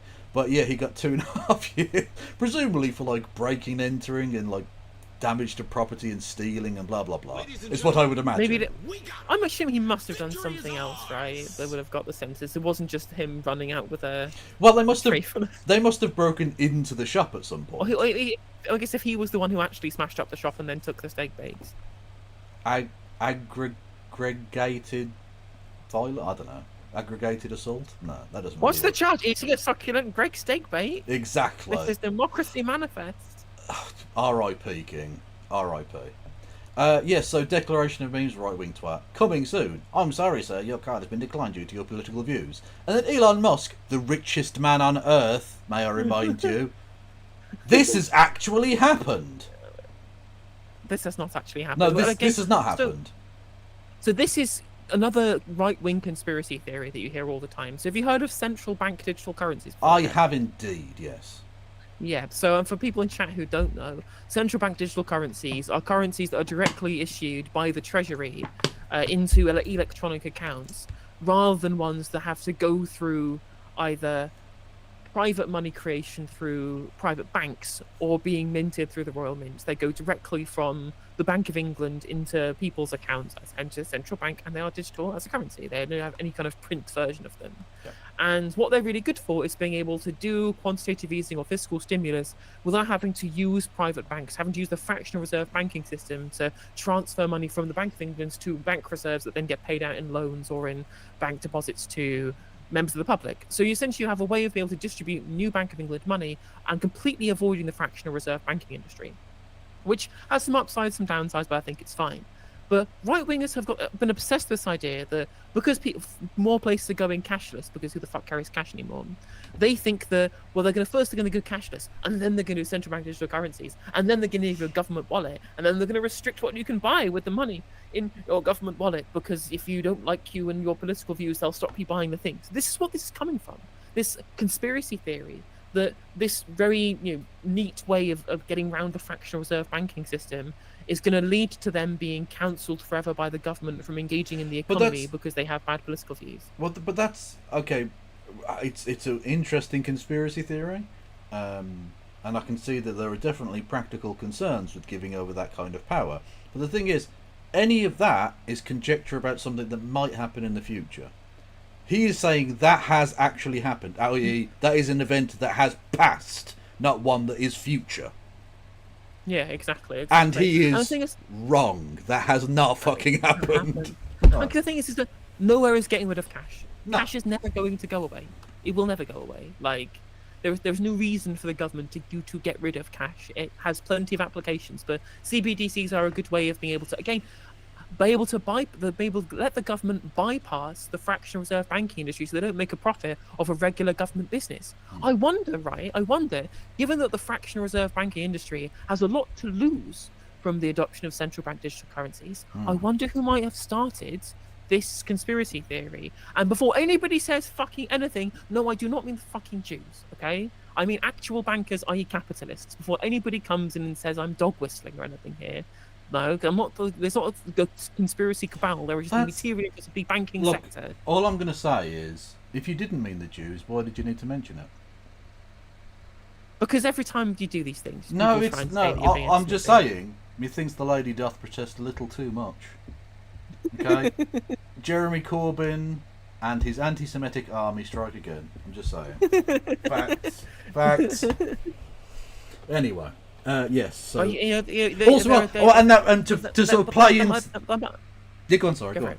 No, go on. So there is always the threat that liberals might be listening, and they can't do material analysis. True. They can only do vibes, and they can only do conspiracy. True, They the can only liberals- ever be there can only ever be a fifth column and a powerful will Yeah. rather than a set of material interests. The liberals in the walls are always listening, okay? Always. But to sort of further the point you're making there about powerful vested interests, again, not Jews at all, okay? Powerful vested interests putting out bullshit to protect their own interests. Elon Musk constantly keeps posting about he's part of the resistance. Motherfucker, you are the richest person on Earth, or possibly the second, depending on how inflated your fake bubble of wealth is. Anyway, you don't get to pretend to be on the outside looking in. You're not a fucking pauper. Like, you're literally funding one of the two people who could be president. Shut the fuck up. Anyway, it's very annoying. Jim Speak says technically Kanye was debanked before Farage. Like 1 million sex workers were debanked before Farage was, but because he's a rich posh person rather than a poor person trying to make ends meet in the oldest profession known to man. They didn't care until then. Like where was fucking Toby Young and the Free Speech Union when sex workers across the country are having their banks closed for, again, because the capitalists had control of it and not because they've done anything wrong, because being a sex worker is totally legal. Yeah, exactly. But not Rich Tucker, so no concern to Toby Young. Well, you were de-PayPal'd, weren't you? I was PayPal by Elon. Fucking Elon got me. Exactly. So, I mean, but were you given, like, national primetime TV coverage about being cancelled? Did you get a Guardian, or not Guardian, I don't know, a Daily Mail think piece that you got to write about being silenced? No? No? No point. No point to do that. But you know who was also being silenced? All of the women ever. Because But the haters. Because Mona Khalifa won. Get wrecked, JK, you bitch. Absolutely. Woo! Absolute legend. She's seething and moulding. Quite literally moulding, yes. Yeah. She has become one with the fungus. The fungus among us. True. Anyway, fuck yes. Absolute queen. Love her. I'm so glad that she won. Absolutely lovely stuff. Yeah, and also I hope she sues all of these pricks into the ground and that she can live forever, because these are all amateurs. Boxing in the Olympics is entirely amateur, which is why the Cubans do so well, because they don't have professional sport in Cuba anyway. So yeah, she's not earning any fucking money from this, so I hope she sues all these pricks into the ground and she can retire on that money. Fuck it. Go and live your life, Queen. Go and live wherever the fuck you want to and enjoy your retirement at 25 or whatever it is. Anyway, this is just weird. Okay, so little tiny Tommy threats to murder me because of media and politician lies. Now, I don't even know this. I imagine this has to be racist, but I don't know what this means. This Somali pirate known as Twister Cheese. What? Somali. So is he an actual Somali pirate, or are you just being racist about a Somalian person? Called Twister Cheese has threatened me because he believes, quote, I have been running my mouth saying we are going to attack mosques, unquote. He's simply repeating the lie of what Piers Morgan said during the show. Twister Cheese, get in contact, mate. We'd love to have you on to talk about your pirating ways, apparently. I think that death threats to people are bad and you shouldn't do them. But if you're somehow managed to call yourself Twister Cheese, you've got to get an interview. Oh, really. Absolutely. With a name like that, there is a backstory, and I need to hear it. Fucking. Yeah, absolutely. But imagine beefing. We need the tea. Imagine beefing with Twister Cheese. It's just. I mean, I don't know. I already didn't take him very seriously, and I now especially don't. If you're being bested by Twister Cheese, mate, chill. Quite. Oh, here's so this is Malcolm Hibbert, sorry, who is a recently elected Reform Party councillor, beefing with a particular account here because apparently Tommy Robinson had been banned from the fictional town of Sandford. which is the Sanford, Gloucestershire. Which- It's the best village in the country, it is. for the greater good. Anyway, Shut it. yeah. So Sanford Police is not real. Sanford is the town in which the film Hot Fuzz is set. It isn't real, and whoever the person is who runs the Sanford Police account did this, and this is an actual Reform councillor genuinely moulding, going, "Why aren't they arresting mass gangs?" Mate, It's like I get this all the time as well. I get people going, why are you commenting on the UK when you don't even live here?" And they do this because my location in my Twitter profile is West Grestin, which is the fictional border town in the fictional Soviet satellite state of Kalechia from the video game Papers, Please. And Right. they think that I'm a Russian bot because my location is a fictional video game location. Fair enough. I don't think I have one. I genuinely don't think I've got a profile. Did I put down where I was? No, I don't have one. So you just, no, fuck you. You don't know where I am. I'm a loose. I'm not the Scarlet Pimpernel. I could be anywhere. Yeah. So, I think that's supposed to be like Kamala Harris. But as someone pointed out, if you read it like Eat, Pray, Love, so fuck come Allah, it just sounds like an amazing night, you know? It's true. It's true. I do pray to God after I come. It's true. So, you know. Also, the way that they place the sign makes it say "fuck savage Kamala." Which honestly just makes it so much better. It's a beautiful thing. It's a beautiful thing. Also, it could be the name of a British town. Fuck Kamala. Fuck Kamala. Fuck Kamala. Oh yeah, of course. Yeah. Absolutely. Chorlton cum Hardy. It's a literal place. We are a serious country. You will take We're us a serious seriously. country. We can go to twat as well, shall we? You can, yes. Or was it Shitterton? Also applies. Okay, Elon Musk, again, all he's been doing is tweeting bullshit about Britain for like a week now. Not like spending time with his kids or, you know, getting his fucking life together or anything. No. So imagine calling yourself Sir Doge of the Coin for a start off. Oh my god, Let's how not- incredibly cringe. Let's not bury how ridiculously fucking pathetic a human being you'd have to be that. Okay, that's enough. You've paid Elon Musk money as well. Absolute twat. Honestly, if you disappeared tomorrow, nothing of value would be lost. And then tweets out the fact that Orwell's 1984 is set in the UK is just poetic. Now, you know he was British, right? He was a British writer writing in Britain. The fact that he wrote his book and set it in Britain isn't really that surprising, is it? Actually. And again, it is incredible as well just how many people are tweeting out about George Orwell, knowing full well they've never read George Orwell. Oh yeah, no, absolutely. No, George Orwell literally went to Spain to shoot and kill people with the same political opinions as Elon Musk.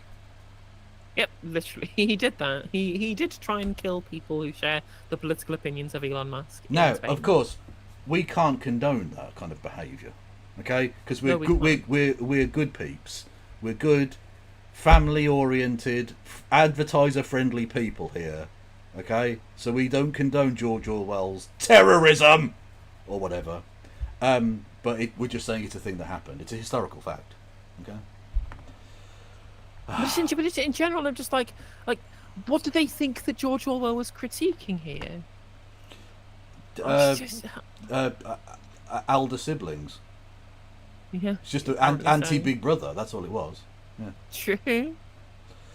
Ah, I'd like to point out I have never read George Orwell. I do not care to read Orwell. I think it's shit, right?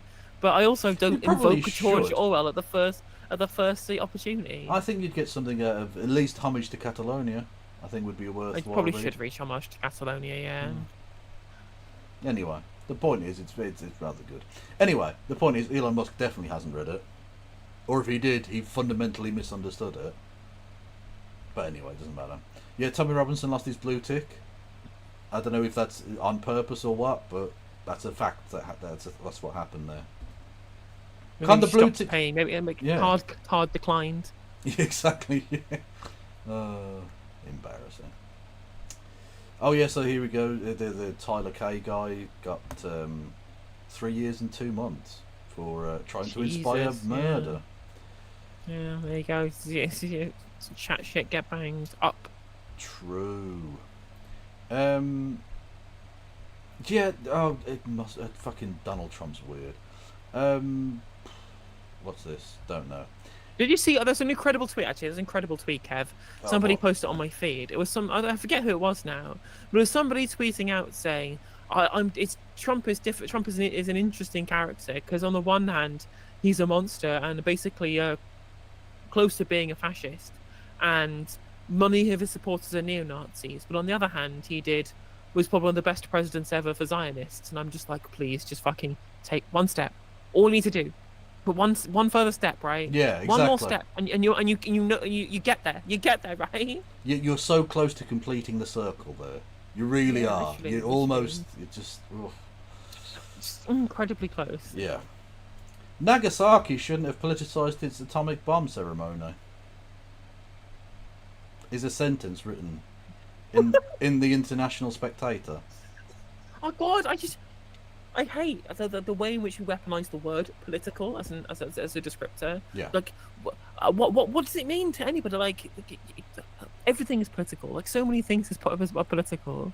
The A in A bomb doesn't stand for apolitical. Okay, like they dropped it for very, very political means. Well, actually, like, what I think you'll find is that the A in apolitical does stand for atomic. that is true. Is atomic political fact. Yeah. Oh yeah, he said that Elon Musk had endorsed him full-throated, which, yeah, he probably did.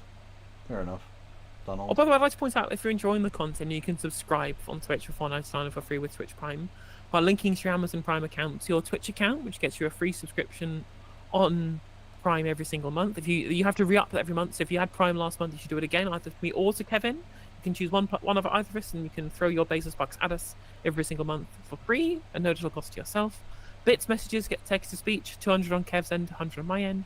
I've got super chats enabled. I read out all super chats regardless of value, as long as they're not rude. You can become a member on YouTube for 99p, with cheaper than a can of red stripe, gets you access to my archive live streams, my emotes. And also, if you want to support the stream, the best way to do so is to boost the stream in the algorithm by gifting memberships to your fellow viewers. That helps spread the love around and helps keep me employed full-time here on YouTube and Twitch. And obviously, both Kev and myself have Patreon for a monthly donation, which they don't take a very big cut off. And if you want us to have no cut, you can PayPal Kevin. Kevin has PayPal because he's not banned. Exactly. He's not been cancelled by Peter Thiel. Exactly. I'm a Peter Thiel head, clearly. True, absolutely. So if you want to donate to Kevin, you can do so via PayPal, and then Kevin doesn't have any cut taken away from him. True.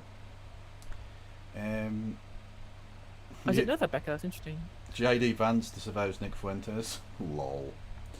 I mean, it is interesting that the Donald Trump is now like not the right wing of the Republican Party anymore. Well, yeah, of course, yeah. I mean, he invited fucking Funes. I should explain. Rudy Giuliani once called him Nick Funes, and so that naturally, when I go to say his name now, I just say that. I'm starting to call her Kamabla as well. Like it's just in my head. Obama. Fucking Rashid Sunook. I can't stop myself. Anyway, America, you're very funny. It's dangerous but funny. Yeah. So when Nick Fuentes and Kanye West went for fucking dinner at Mar-a-Lago with him, like, yeah, he's welcomed in those extreme fucking crazy cunts, and yeah, even relatively mild, like suck dem types get shunned by the Dems. And you just think, what the fuck are you doing? Well, that's the thing, is that he invited them in, and now he's not right wing enough for them, which I find very funny. Well, yeah, I mean, literally, the fact that his vice president has a brown wife and, you know, slightly brown babies is just too much for them. Well, there you go. If you're going to invite in white nationalists, mate, that's what did you think was going to happen? Because you know what they actually believe, right? The fact that your daughter's married to a Jewish person is too much for them, really. Quite, yeah. Anyway. So, yeah. Did you say you had other clips or something you wanted to take a look at? Because I'm done. I'm sorry? I'm done now. Oh, yeah, there was yeah. Yeah, so there was a couple of videos. I'm sure I had more. I genuinely think, I don't know if it's the Twitter is broken, or whether there's like an algorithmic thing which unbookmarks stuff. But I definitely had more like this person's been sent down for 2 years type stuff in there, and it's just not there anymore. Maybe the account I was bookmarking got cancelled because Elon Musk's a twat. I don't know. But yeah, I just sent over a thing from GB News where there was their fucking. How is that station even still going? Are people advertising on that? They're a loss making, but they've got so much like a money binder from Paul Marshall, who genuinely believes that he's that he is fighting for the future of the country, so is happy to sink huge amounts of money into it.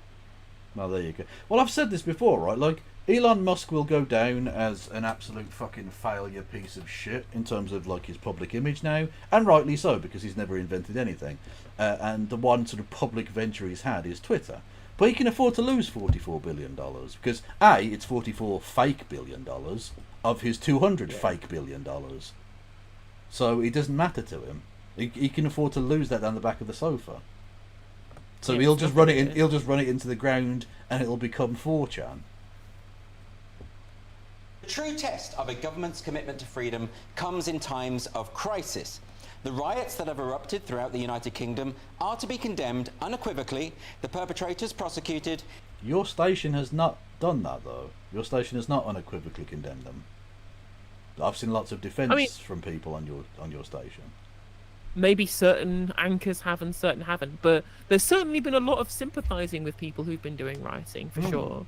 Whether they condemn the violence or not, again, it doesn't come from nowhere. Yeah, exactly, yeah. And the safety of the affected communities restored. This ought to be followed by serious discussions about why such widespread resentment has been generated and how best to address the legitimate grievances that, in some cases, have translated into illegitimate behaviour. In the meantime, we need to be vigilant. The current Labour government comprises of culture warriors who mistrust freedom of speech and will take any opportunity to impose restrictions. Don't believe me? This guy used to write with Jonathan Pye. Really? Oh yeah, he did. Yeah, absolutely. He also had this. He also had this like. He had this fake account for like an SJW woman that he made up in his head about what they think that we think. Titania McGrath. Yes. Oh my god. Yeah, this man is like painfully unfunny. And what's really funny as well, Van Man talks in the video about this, how he regularly talks about how bad it is that comedians have turned comedy into a sermon about their politics rather than just telling jokes. Right? They instead of actually just standing there telling jokes, they make political jokes, or they try and force their political opinions on people. And then, of course, this Andrew Doyle fucker, then went to Comedy Unleashed, the anti-woke free speech comedy night in London, and his whole fucking bit was about his politics. And I'm like, because okay, it's when progressive people have politics that's bad. You'll notice that, don't you? LeBron James comes out and says something like police shooting black people is bad, and he gets told to shut up and dribble. Marcus Rashford feeds some poor kids, and he's told to concentrate on football. Yeah, get politics out of football. Whereas fucking Matt Letizia starts coming out and saying like, oh, the vaccines are causing everyone to become gay, autistic transoids, and like the right wing are like, oh, that's fine, yeah, that's lovely, yeah, that's grand. Well, Joey Barton, yeah, exactly, like, yeah, public meltdown. Exactly, you can be as sexist as you like, but you try and say anything vaguely pleasant, and it's like, you just concentrate on sport. I'm going to pat you on the head. Exactly. They just said, oh, people are criticising him for exercising his free speech and just airing his opinions. I'm just like, I thought we should be keeping politics out of football. But no, Joe Barnes' opinions, they have special clemency, even though they're batshit insane. Yeah, I did a thing responding to PragerU, because I used to do a series on YouTube about it. And one of them was this fucking twat, Travis something or other, American guy. And it was all about like keeping politics out of sport. And literally every example he gave was bullshit. Because again, it was just, if you're Colin Kaepernick, you're bad. But if you're literally the United States fucking armed forces paying the NFL to do like flag days, where they have like a massive flag that covers the entire fucking thing, and they have like propaganda outlets in the kind of parking lot in the car park outside, like recruiting children to military service and stuff, like that's fine. That's not political somehow. Like, motherfucker, they say, oh, keep politics out of the Olympics. They have a medals table based upon geography, you pricks. They play the national anthem of nations if you do well. You compete nation against nation. What the fuck are you talking about? Don't make it political. And there's people out there saying things like, why do we keep politics out of Eurovision? Yeah, that famously non-political, incredibly the apolitical Eurovision. Would that be the Eurovision Song Contest that fucking Franco literally, not stymied, what's it called, corruptly got the Spanish to win that one year? By bribing loads of people behind the scenes. Exactly, or everyone just voting for Ukraine because of like the whole Russia thing, which you know I get, but it still makes it political. Like how all the Balkan nations either always vote for each other or never vote for each other. Like it's so very political. It's incredibly political. Yeah, or the fact that no one ever votes for us just because we're massive bellends. Like what's the what with that? I mean, to be fair, we don't help ourselves by always sending incredibly shit acts. True, but even when we send good acts, they still don't vote for us because we're knobheads. And I think it's anti-knobheads bigotry. Actually, no, that Sam Hyde guy was good. He came second. And, you know, I feel kind of sorry for him. I used to do a joke but a couple of years ago back when the Ukraine war started. Because Ukraine won that year because everyone was like, oh, we're sympathetic towards Ukraine. Even though their song was demonstrably shite. I'm just putting it out there now. Musically rubbish. But everyone went, they've been invaded. You give them the fucking thing, right? And Sam Hyde, he was a lovely guy by the looks of things, and put a really good song on and a great performance, came second. And I was saying he's the biggest victim of the Ukraine war. And I wonder why I'm not advertiser friendly. Do you know what I mean? Yeah, so that was probably the last time. And the last time in probably the last 15 fucking years we've sent anyone half decent, I think. Yeah, we usually send trash. And not like funny trash, like an Estonian umpire band or some crazy shit like that. Like not like a funny one. Not like epic sax guy or who was it who did? Was it Latvia who did Verka Serduchka? I can't remember. Although what country was it? That we are the winners of Eurovision, and it's just a guy going fucking absolutely mental on a violin. It was just the dumbest shit, and I was like, I can vibe with that. They're not taking it very seriously, and I appreciate that. Again, it makes me feel like I could do that. I'm also shit at music. Well, the Verka Serduchka was actually Ukrainian. I didn't realise. Oh, well, there you go. Or let's. I mean, not to be too anti-Semitic about it, but let's not make it political. Let's just allow genocidal Israel to compete in Europe. Yeah, a lot of sense. Yeah. To be fair, I'm glad that they let Israel compete in Eurovision because it's the biggest self-own. To say, well, no, it's not like just a state in Asia that happens to have people. No, it is just a European colony. Yeah, it is literally just it's loads of Polish people and Hungarians that settled in the desert. Yeah, that's right. Well, stole land. Nothing wrong with, yeah. There's nothing wrong with going to the desert. Like plenty of people did that in the first Aliyah, and they did so peacefully and formed kibbutzim and lived alongside the Bedouins who were living there already. That's human migration. That's a good thing. That's absolutely fine. What isn't fine is creating an ethnic state by ethnically cleansing 700,000 people. That is people quite frown bad. on that. Well, they should frown on that. They don't in America. Well, Kamabla going on about she gave a speech and she said too many innocent people have been killed in the. And I just want to ask her what's the right amount then? Well, if they'd only killed 50,000, that would be fine. But this is too much, Israel. I understand at that point when Lammy said, now the killing has to stop now because too many people have died. Exactly. I was just like, oh, well, so 29,000 dead people, 10,000 dead kids was fine. But we've now breached the 11,000 dead kid mark, and now we have to call for a ceasefire. Yeah. Also, Mr. Lammy, if it has to stop, how about we play our part by not sending them more fucking weapons? Maybe. Jesus. Anyway, this knobhead. Look at what our government posted on X this week. Think before you post. Well, that would be good advice if it was coming from a friend, but this is coming from a government that... The government trying to advise you not to commit crimes is probably quite a wise use of that government account, I think. Absolutely. And I think on a serious point as well, is that there are probably plenty of people who realize, and who will realize too late, that what you might think is a joke, or what might you think isn't serious, or what you think is just going to get lost into the ether of the internet, it's not nobody. You aren't nobody online. Your tweets, your posts, your messages, the things that you put publicly on your social media sites, those are your genuine words that can be attributed to you. It is no different than, as you said before, if you write a letter or you make a phone call and these things are recorded, and especially if they're made public, right? You cannot just disavow things that you say online as being not serious, because if someone else takes it seriously, we see the results. Yeah. Yeah. And clearly people don't know this, and so the government is, well, they're absolutely right to warn people and say, no. This is a public forum where you're making serious statements here. You need to think absolutely about the things you're saying and whether or not they contravene the law. True. Also, Maria, fair point. I didn't mean to imply that. Yes. Yeah, Bassem Youssef, classic clip. I will be serious. I was watching your interview with Ben Shapiro, and I'll tell you one thing. Yeah. I think that Ben Shapiro is one of the smartest people who ever walked this earth. He's very, very smart. I follow him, and I believe everything he said. And when he came on your show, his solution was, and I quote, his solution was that the solution for this is for Israel to annex Gaza and to kill as many son of bitches as possible to make sure that this will never happen again. And anyone who called for a ceasefire will be a terrorist sympathizer. So God forbid, I don't want to be labeled as a terrorist sympathizer. So I agree with Ben Shapiro. I think we should kill as many son of bitches as possible.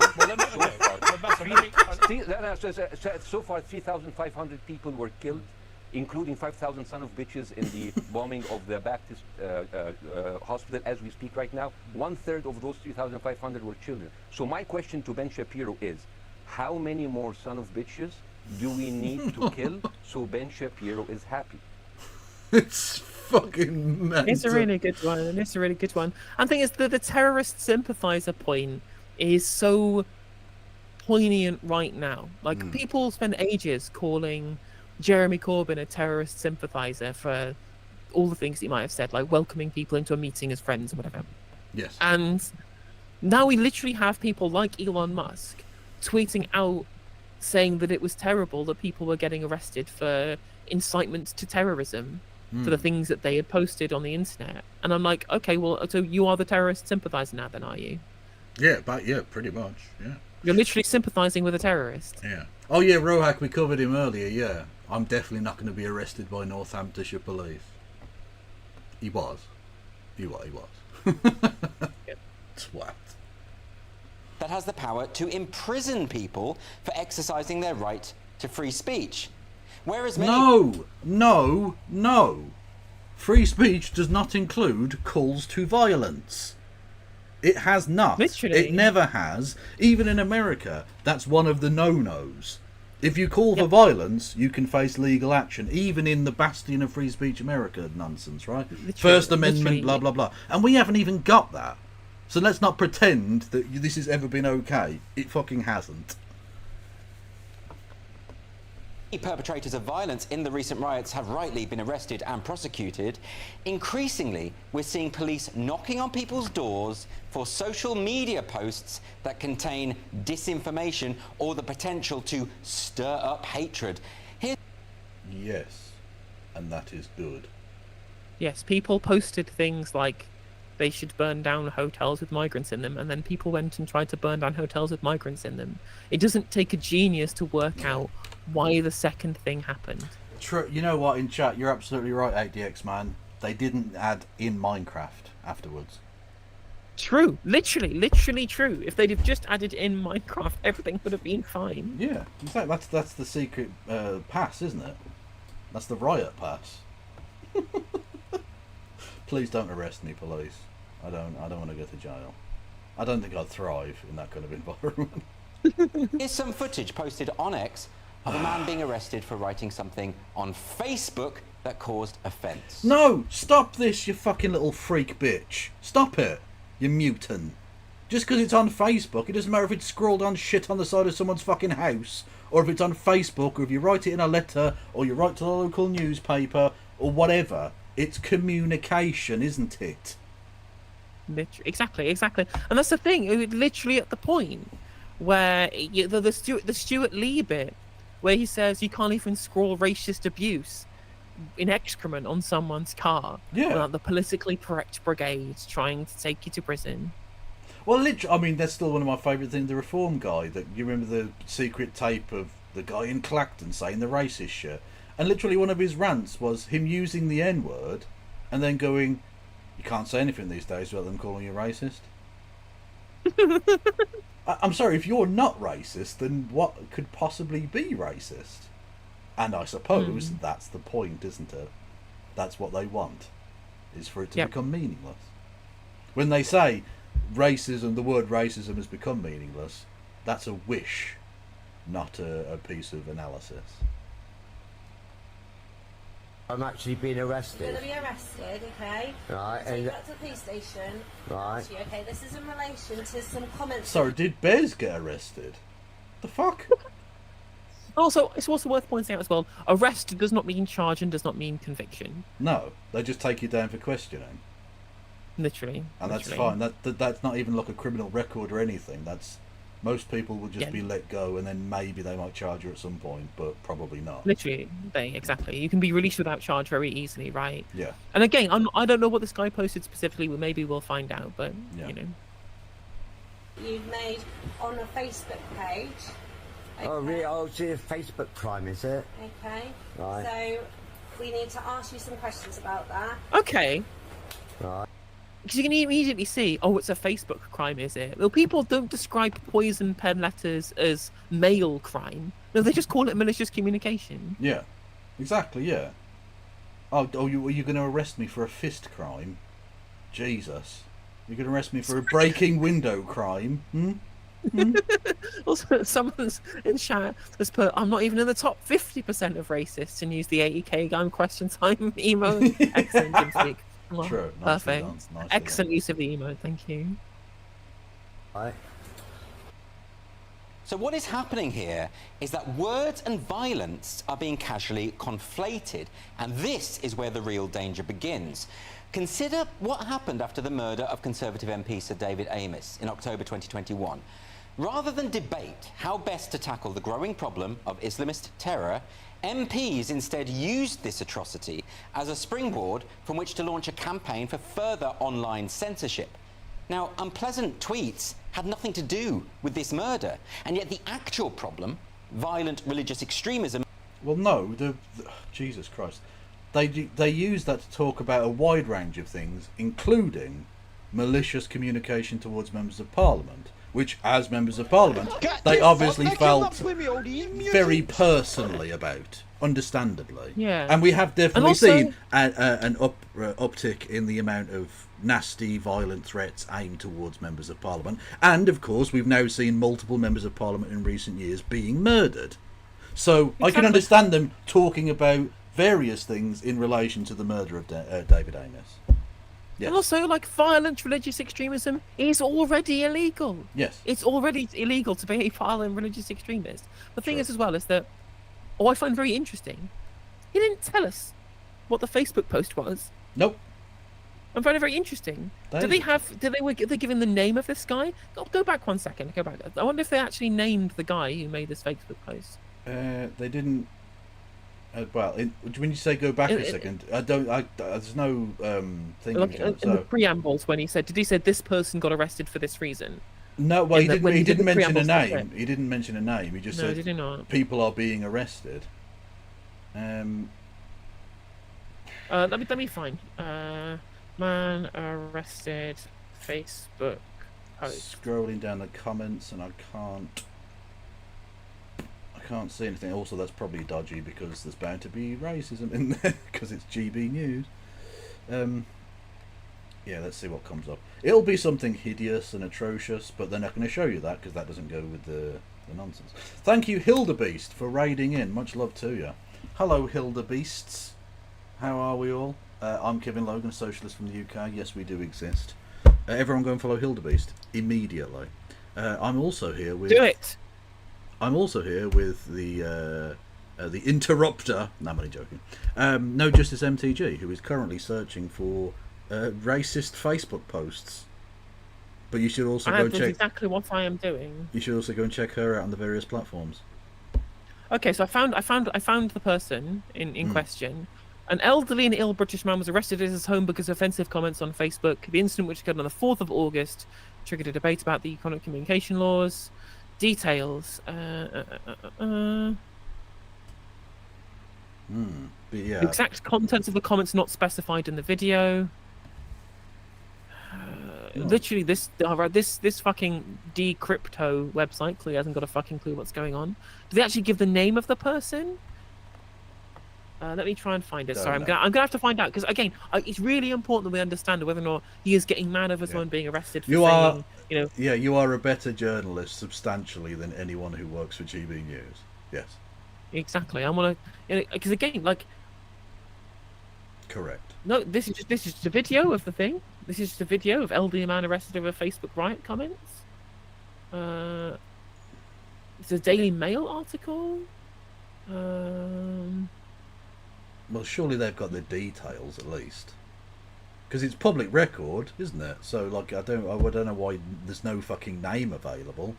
If he's elderly, he's not under 18, and therefore it's not subject to child protection data stuff. So, why is there no name available for this chap? I think the entirety of the evidence that they have for this being some nightmarish crackdown on the right to free speech, we don't even have, by the way, in this country. We don't have First Amendment free speech, as you mentioned before. And then their entire evidence is just a fucking video of someone posting it on Twitter of themselves getting arrested, and doesn't even tell us what they were arrested for. But I bet it was something trivial, I reckon, right? Yeah. Me on my primetime show on a Sunday evening on the People's Channel that they call themselves. And what's our research? Well, I saw something on Twitter and it looked bad, so wah! That's it. Yeah, that's literally it. Yes, that is the standard of journalism available here. Was completely overlooked. This was political opportunism disguised as compassion. In situations of this kind, it's always best to consider how short-term solutions can jeopardize our long-term goals. We're all disturbed when we read social media posts that display animosity towards minority ethnic groups.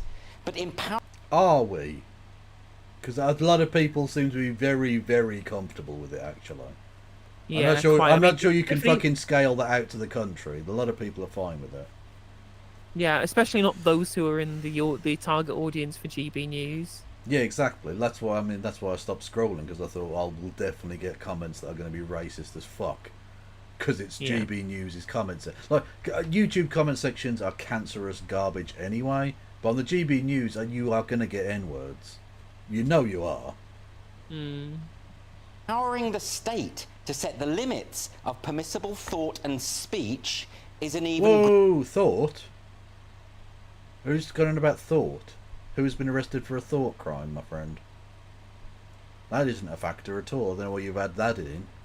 That's very, very nasty. That's a very silly thing to have done. Scary George Formby 1674. True. Greater danger. And that is what's happening right now. So while we should vehemently criticise the man who posted the phrase filthy bastards on Facebook, along with emojis of a gun and an ethnic minority person, we're also right to express concern that he... Okay, so he was like, the emojis that are essentially the depiction of shooting people because of their ethnic background. Yeah. I'm sorry. That's supposed to be acceptable now, is it? Yeah, why didn't you... I mean, assuming that's the same... Look, that's not two different stories. If that guy got arrested for posting that, you know what? I am absolutely comfortable with that. Yeah. So here's the article from BBC News. Let me read it out. Go for it. So Mary Portman jailed over racist Facebook post. Let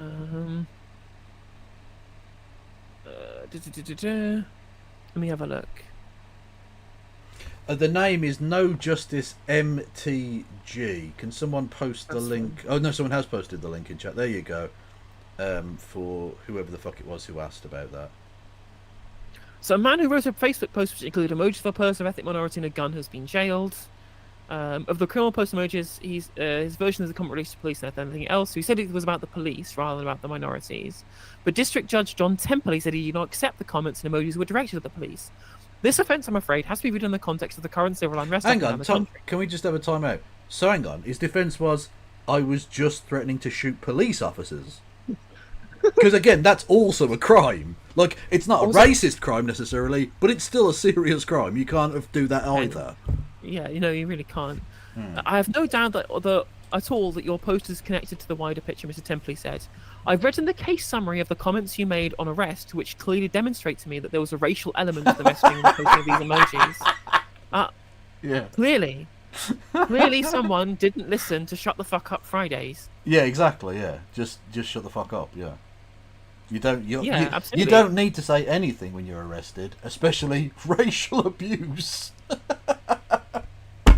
Because it doesn't even say necessarily Amazing. what the actual post said at this point. All it says that included an emoji of an ethnic minority and a gun. Yeah, That's the only thing that's coming through from that particular. Maybe another article has more information on what actually the post was. God knows. But either way, if you're kind of alluding to violence against either ethnic minorities or members of law enforcement, you can expect a knock on the door. Yes.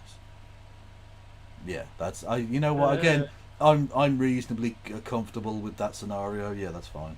I don't think he needs to go to prison forever or anything like that. But yeah, that is a crime. Yep. It was a 12-week jail term, so it wasn't like a long time either. Yeah, that's yeah. He'll So it was serve still- 2 months yeah. at most. You know.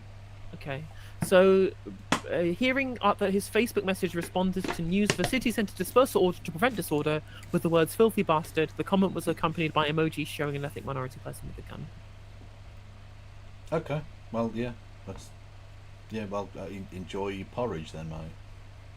Like, what can I And say? again, This is not an infringement on his free speech. This is him being a fucking violent twat and finding out. Yeah. Okay. I'm fine with that, actually.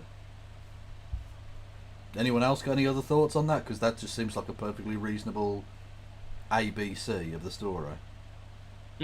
Bloke did a dickhead thing, got arrested, serving a dickhead sentence. Yeah, Malicious Communications Act he has fallen foul of. Yep. He has been jailed for 12 weeks. Well, there you go. Because defending free speech means defending the rights of those we find most abhorrent. No, not most abhorrent, no.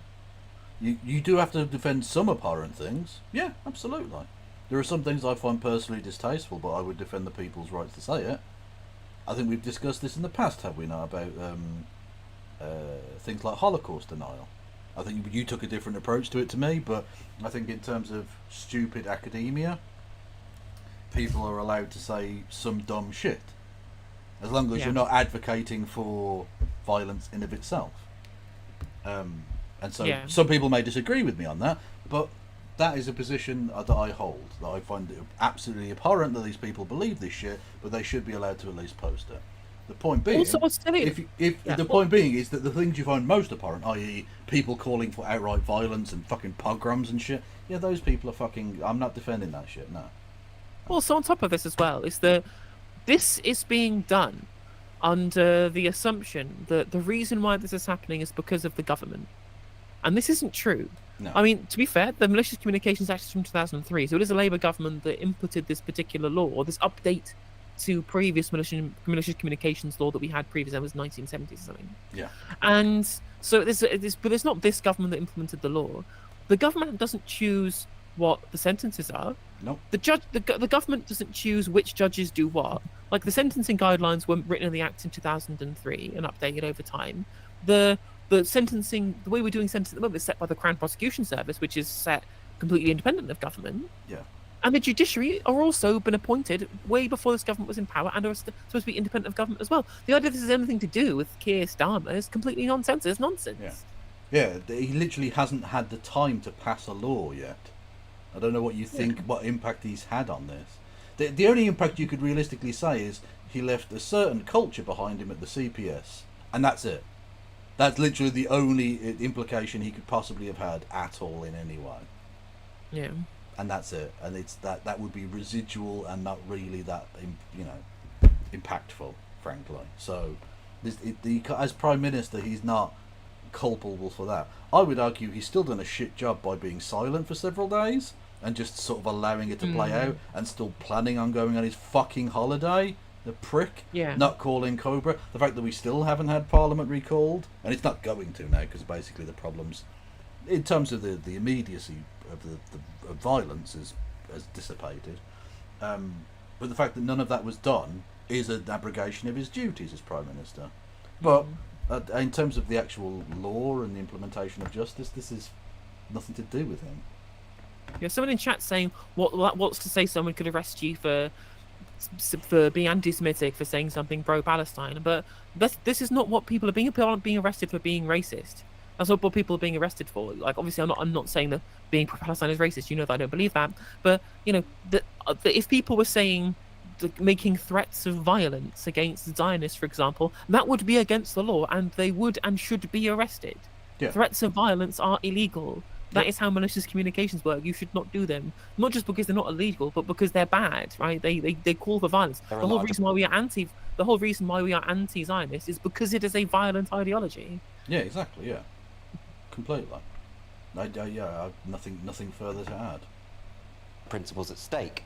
Once a precedent has been set that enables the government to control the speech of its citizens, the pathway for future... That's already happened since forever, you dopey twat. There is never... Like, he's talking like there was ever a time where the government didn't have that. They've always had that. There has always been a reasonable restriction, or indeed an unreasonable restriction, depending on exactly how one views it, of the governing powers over the governed. Because that's just the way government fucking works.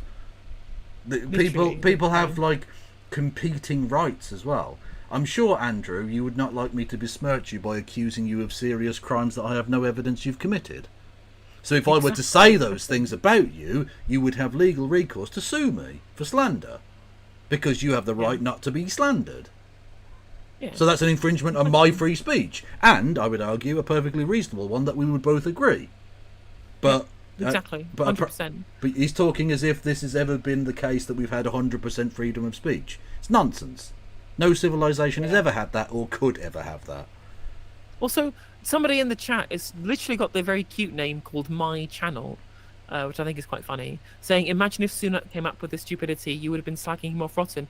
Because Sunak didn't come up with the stupidity, neither did Keir Starmer. This is the existing legislation in the 2003 Act passed on malicious communications. Yeah. This was passed by almost certainly the somebody from the government, the Blair government. This was passed by someone from the Blair government who was in charge of the laws around the judicial process. Probably, but Home Secretaries and maybe Blunkett at the time, something like that. Maybe? Yeah, probably something like Blunkett. Again, I have my disagreements with some parts of the Act, to be sure, but my criticism is, of course, of the person who writes the actual law itself, not indeed of the person who happens to be in government when the law gets used, whether that's Sunak or Starmer.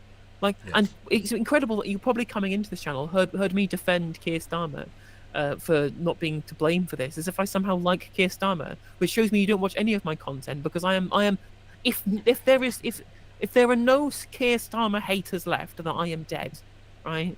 No, well, look, all I'm going to say is I hate him more, though, so checkmate. I hate him because I hate him as well. Like, it's compound hate. The fact that he makes me hate him, I hate that.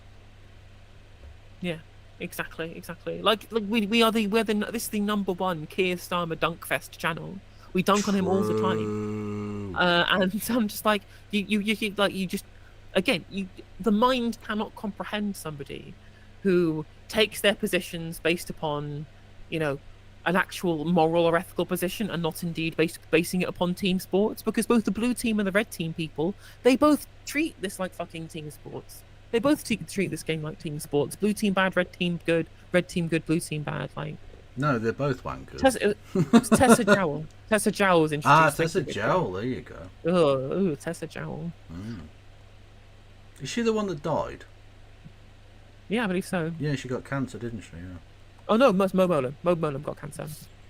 No, I think Tessa Jowell had cancer as well. Oh really? Okay, for not surprising that a third of people do get cancer, and there were however many people in the Blair administration. So true, fact. and it's never the ones that deserve it. I'm just saying, Tony Blair's still around. Melanoma, what the fuck you doing, mate? Partner push. Future tyranny has been cleared. And this is why we should also be troubled that Stephen Parkinson, the Director of Public Prosecutions, has said that police officers are scouring social media for anyone sharing details of the riots. No that lead way. to, quote, No way. Police officers are looking for evidence that people may have committed crimes. Good God. What a How dare world. they, again? What a world to live in. It's like George Unwin's Animal Factory. No. incite racial hatred. He's even claimed he'll be seeking extradition of offending social media influencers from overseas. Yes. That's how law and extradition works. Yeah. If Yeah, someone Andrew abroad... Tate. Yeah, exactly, yeah. We've literally got a successful one. Because as soon as he gets fucking done in Romania, we're flying him to Britain to fucking do him here as well. That's already been Exactly, but pre-arranged. and with good reason. That guy absolutely, in my mind, from what I saw, incited people to go out and riot. Like, the shit that he said was... Oh, no, literally, I'm not even on about that. They may add that on as well. But I'm on about sex trafficking and stuff in the UK. yeah, that's true. Which he's Well, going to we'll be depend convicted what- with as well. It depends whether the conviction happens. Oh, or sorry, not, prosecute. but- He's going to be prosecuted. Conviction may or may not occur. We'll wait and see. Yeah, exactly. We shall see. Indeed. So yeah, that's how extradition works. We apply you to a foreign country and say, there's a person within your borders currently that is in your jurisdiction that we would quite like to prosecute. Is it okay if you send him, /her/them? And then they can say yes or no or whatever. That's how it works, man. I don't know. What do you think is draconian about that exactly? Weren't these people literally being like, well, yeah, Julian Assange, fucking catapult the cunt to Washington now? Like, weren't they literally on that bandwagon 5 minutes ago? Yeah. Jesus. Saying that they must know that they are not safe and there is nowhere to hide. It's a direct quotation. And these are not merely idle threats. Police in Cheshire have arrested a woman for sharing misinformation about the perpetrator of the horrific stabbing of... So this would be the wife of a Tory councillor who made up a Muslim? No. No? Was Bernie Spofford actually married to a Tory councillor? Because I think this is who they're referencing. The one in the £1.5 million Cheshire farmhouse was the one who... Oh, sorry, no, different one. posted No, about- no, to be fair, different one, yes. No, that's the... But there was also a Tory councillor who got done for spreading the... 'Twas a Muslim what done it lies. Yeah. Which is interesting, And isn't again, it? Yeah. being arrested doesn't mean you get charged. Yeah. Exactly. Like, I mean, technically, being arrested doesn't even mean you get, like, taken in handcuffs or anything like that. Often it's, they'll ring you up and say, can you come to the police station? And they'll book you in and talk to you and then let you go. Like, it's not... Exactly. It's not like it's not like when you see on those American cop shows where they burst through the door and fucking get on the ground. They've got guns and they fucking handcuff you and drag you out and there's cameras and shit. No, it's really, really banal. It's mostly like Yeah, quite. paperwork and asking you like basic bullshit questions. And the thing is that Bernie Spofford Children. has been released. Bernie Spofford has been released on bail pending further inquiries. Yeah. So literally, what they wanted to do was question her, so they got the full information. Like Sundar Katwala talked about this, saying it seems rather sensible to have her released on bail whilst it's being refused for others. The substantive issue is how the police find out who maliciously invented the fake name rumours and who knowingly spread it. Yeah. Contrary to public stories may conceal some useful info. And yeah, she's right to be questioned about it. Yeah, exactly. Yeah, absolutely. And again, arrest does not imply charge or conviction or anything. Nope. Like that's the thing when they'll say like, we are seeking a person that matches this description so that we can eliminate them from our inquiries, you know, that sort of thing. Yeah, they want to ask questions to establish whether you might or might not be guilty. It's very, very basic policing, actually. In Southport, who was wrongly identified in this case as a Muslim asylum seeker. Now, of course, it goes without saying that anyone deliberate... When you say wrongly identified, that would suggest that they had any kind of prior information that they just slightly misused. No, they invented a Muslim. They made up a name from nowhere. This person does not exist. They made them up and said that not only were they a Muslim, but they were a migrant who'd arrived on a boat within the last 2 years.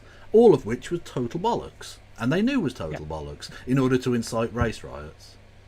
Yep, that's exactly what happened. Yeah.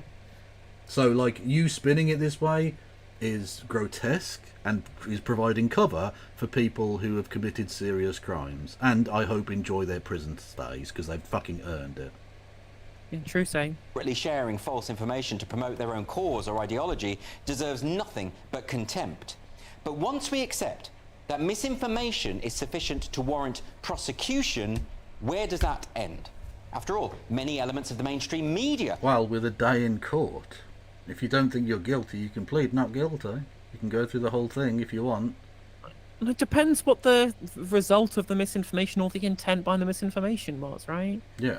People can very innocently share misinformation. That's what the questioning is for. Yeah, there are many people who would have retweeted it relatively haphazardly, thinking that the person was reliable or that this was based on something. It's the people who made it up. It's not the people who, like, watched the bonfire. It's the people who set the fucking fire. Exactly. Do you know what I mean? Not that the people who watched it are fine or anything. They're probably wankers as well. But being a wanker is not a crime. Otherwise, one of your co-workers would be craftily illegal, is all I'm saying. Have been guilty of precisely the same thing. Will the police be dispatching forces to the offices of The Guardian, the Metro, or the BBC anytime soon? All of the evidence would suggest... Oh, that was the another police one, in the by the way. Another belter from our old friend Richard Tice, Member of Parliament. Going on about Keir Starmer needs to be arrested for false information. And then below was a tweet that Starmer had sent out about get your vaccines, they're safe. Yeah, definitely not beating the conspiracy theory party allegations. No. Anyway, so that's, very normal, well-balanced party of grown-up, sensible people. United Kingdom have fully bought into the notion that words lead directly to violence, in spite of the fact that 6 decades of research into media effects theory has provided no evidence whatsoever for such a correlation. Right, but what about words where somebody says you should go burn down a hotel and the hotel gets burnt down? Yeah. Or they get tempted to burn down the hotel at least, right? Yeah. Like, there's a difference in saying, well, words generally might cause violence, and somebody says words on Facebook about doing violence, please. Like, because on that basis, my man, how could you prosecute someone for planning a terrorist attack? Because they're just words, aren't they? Yeah, it's like, just words. Technically, Osama bin Laden did not fly those planes into the Twin Towers. He just sent some emails or whatever. Indeed, exactly. And how indeed could you then prosecute somebody for appearing on a Zoom call? Quite so.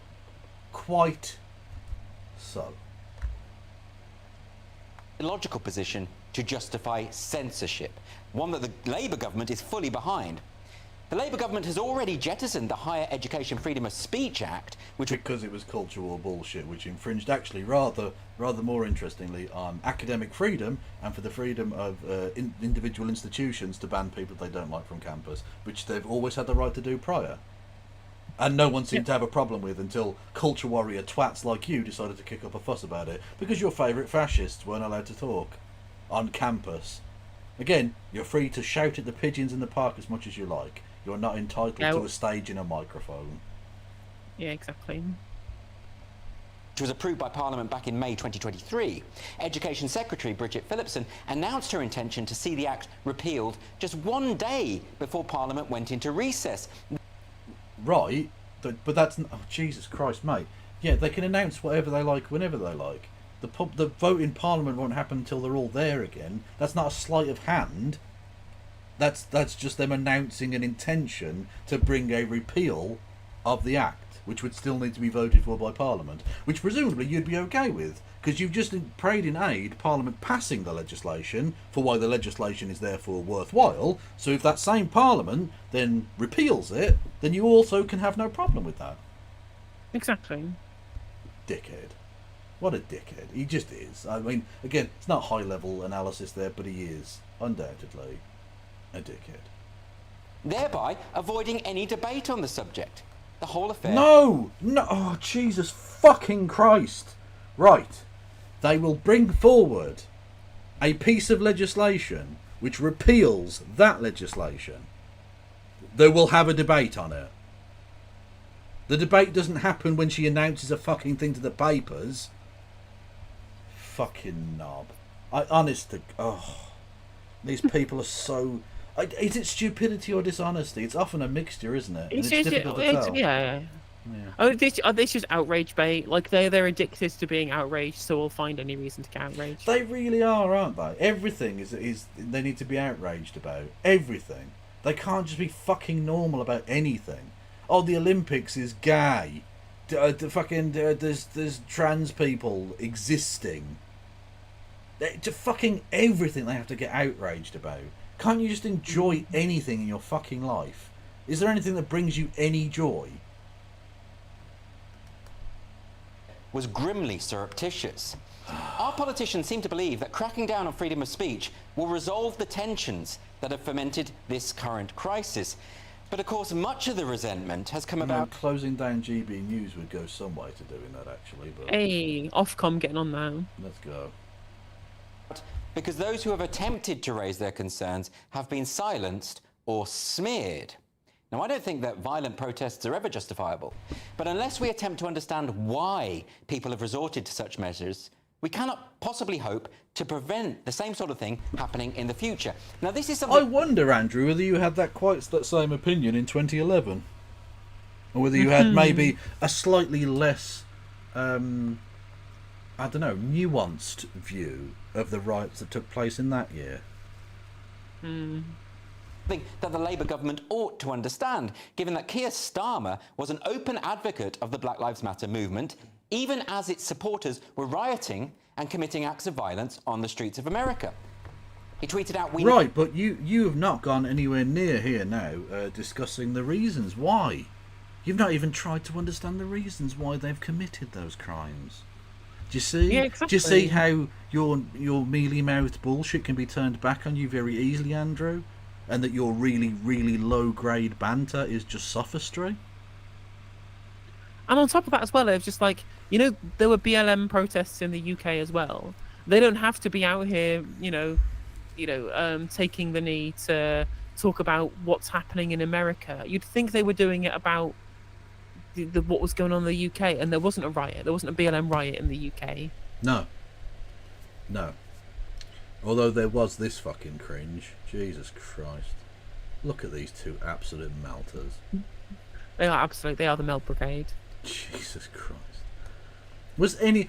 Can I just ask? I don't know how big my black audience is. Do you think there's a single black person that looked at that and thought that was anything other than the obvious stage-managed photo op? Like, was there a single black person that went, you know what, I think they get us. Yeah, no, I think they really understand the plight. Like, Just imagine, like, the meeting in the background. Should we take the knee? Is that not a little bit cringe? No, I'm sure it'll work. no, Also, just Keir Starmer just looks very weird taking a knee, doesn't he? neither of them look massively comfortable. Oh, to be fair, she's wearing a skirt, so you've got to be, like, careful, I guess. But, like, then neither of them look particularly, at ease with the situation. Mainly because they know it's shite, and they don't believe it because it's not genuine at all. Although not as funny as Nancy Pelosi doing it in a Kenty cloth. That was just fucking prime memes. Absolute madness. Kneel with all those opposing anti-black racism, and he was observing the activist decree there that the B of black must be capitalised. What? It's title case. They're doing title case, Andrew. Do you have like the IQ of an actual paramecium? It's like what? Again, they have to be outraged by everything. By a capital rather than a lowercase b. You're literally being a grammar Nazi right now. Stop it. Literally, I thought they will literally get outraged about anything. Oh, he's bowing down to the Black Lives Matter by capitalising a B. You absolute fucking virgin. Shut up. Now that Starmer would have opposed the violence and the murders that took place under the auspices of BLM, he was also aware that the riots were a symptom of a broader cultural malaise that required attention. So why should the same principles not apply to the recent unrest in the UK? Now there are... Well, yeah, they do. They literally do. I think most people who are serious, or even just passing analysts, would say actually the underlying reasons why people feel this way are in some ways legitimate. There is clearly an underserved group of people whose approach towards immigration they don't feel is being taken seriously, mainly because the Tory party have promised certain things and then delivered the exact opposite of that for the last decade, and partly because of the fact that their economies have been absolutely fucking destroyed and they've been offered very easy scapegoats by people like yourself, ironically, Andrew. So yeah, no one's denying that there are reasons why these things happen. But you're not going on about the actual reasons. You want us to just forgive people because you actually believe in the racist tripe that's being spewed by the extremists within this quote-unquote movement. And that's the thing as well, is that they keep, again, this is the people who say they support law and order. Yeah. Apparently this is law and order that they support Well- here. When what I actually say is, no, really, actually, if you break the law, then actually you should have a special dispensation because of your legitimate concerns. Yeah, exactly. And the thing that... It's so disingenuous because these people don't give a fuck about working class folk. They'll do this kind of again. It's like with the left wing comedians, right? A left wing comedian says some shit, shut up and just tell jokes, or shut up and dribble, or whatever, right? Whereas if you're doing a right wing thing, it doesn't matter how bad it gets. That's justified, at least on some level. They'll play defense for you. They'll run defense on the basis that they, broadly agree with your fucking bullshit. And hang on, what was the point I was going to make beside that? Fuck. Oh yeah, the Daily Mail and stuff like that. The law and order, and we know what they mean by that. They mean the boot of the state. It was interesting to see the flip between. We support the protesters, as they were calling them for the first few days, and then the instant flip of the switch to, yes, we can use this to crack down on people. Fuck yes, prison sentences make me hard. Which you've seen for the last few days from the likes of the Mail and the Express. Yeah, exactly. Certainly far-right agitators exploiting the current situation. But there were also violent far-left agitators exploiting the BLM movement. Not in Britain. No, they weren't. Not in Britain, they fucking weren't. What are you talking about? Yeah, again, a statue was torn down. Ooh, oh no, I'm so scared. That's definitely equivalent to actual pogroms and people trying to burn down a hotel housing asylum seekers, with all the asylum seekers and the hotel workers still inside the hotel. Well, someone... And you know that it was deliberate as an attempt to try and get these people killed because they blocked the exits. Yep. To stop people from getting out. Yep. Won't someone think of the shit statues? Jesus. All this violence against metal. Exactly. Like, if your point is so strong, Andrew, and there was so much evidence to back up your claim, maybe you would find literally anything on this side of the fucking Atlantic to be able to use as a example. But you can't, because there were far left agitators on the street this week, in their tens of thousands, and they were peaceful. They were fine. Yep. Interesting, though. Oh isn't no, it? there was a Labour councillor. There was a Labour councillor who said they should the fascists should have their throats cut or whatever, and he's been arrested because he threatened violence. That's how malicious communication works. Yeah. Again, it doesn't matter if you say it in a microphone or whether you say it on Facebook. You are communicating the idea of extreme violence. Yep. No, Sully, I'm not suggesting everyone on those rallies is far left, but that's what he means, right? Anyone to the left of fucking Mussolini or whatever. So I'm suggesting that we had tens of thousands, hundreds of thousands, if you combine them, of people across the nation, up and down, even in Belfast, not necessarily known as an incredible thing, of far left agitators in the street, and there weren't massive riots or anything. It was actually incredibly peaceful. The only violent thing was some of the shite music they were playing. I'll be honest with you, there were hippie vibes. I wasn't into it, but you get the idea. Also, thank you, Celadon Faye. Excellent. I like that. You can't blame them for empathizing with brainless inanimate objects like statues. True. In both cases, it is perfectly possible to address the concerns that have led to civil unrest while simultaneously condemning illegal misconduct. Now, inevitably, social media companies are now under... You're trying to excuse illegal misconduct. Yeah. Malicious communication is illegal. It has been for 21 years since the last act was passed in 2003, Andrew. Your literal entire spiel from the past however many minutes we've been watching this has been entirely about you thinking that it's bad that people are being held accountable for their law breaking. If you think the law is bad, then say it. But don't say that you think that it's that the law should be upheld when they are literally doing what the law says. Yep. Exactly. Yeah. The pressure to censor posts that our politicians find objectionable. In Scotland, the First Minister John Swinney has appealed to tech giants to, quote, make sure that individuals in our society are not subjected to this speculation, this alarm, this unease, which I recognise is taking place today. Journalist Paul Mason has demanded that the government, quote... My favourite not MP. He Absolutely. desperately tried. Second only to Seb Payne. True. I mean, they are mirrors of one another, really. God bless him. Although, to be fair, he was out as one of the quote-unquote far-left agitators this week. He was actually out in Walthamstow or somewhere. So fair. And he's a famous Trotskyist after all. True. Although, as a famous Trotskyist, he wasn't out selling newspapers to try and hijack another person's movement this time. He was actually out there being an anti-fascist, and I'll give him that. That's fine. True. He did the bare minimum. Enact the full Online Safety Act now and summon the executives of X in the UK to explain why their CEO is personally boosting hate. You know what? You make a good point, Kieran. These people said that Keith and Labour would be soft on crime. Isn't this what they wanted? No, they wanted that against like black kids in London mainly. Exactly. Like, there's no such thing as law and order to these people. Yeah. Because again, it's out groups and in groups. That's all it's about, right? Exactly. When it's white people, it's two-tier policing, and it's a terrible miscarriage of justice and an overarching authoritarian state. And when it's poor black kids in random areas of London, then it's just dealing with the scourge of antisocial behaviour. If you can't do the crime, don't do the. If you can't do the time, don't do the crime. Black kids. Why didn't they just obey the law? Exactly. Why didn't you just not comply with the police? Law and order is meant for other people. It's literally don't tread on me specifically. Also, I like that it's very funny that Andrew Doyle, when quoting Paul Mason's tweet, refused to call Twitter, even though Paul Mason's tweet says Twitter in it.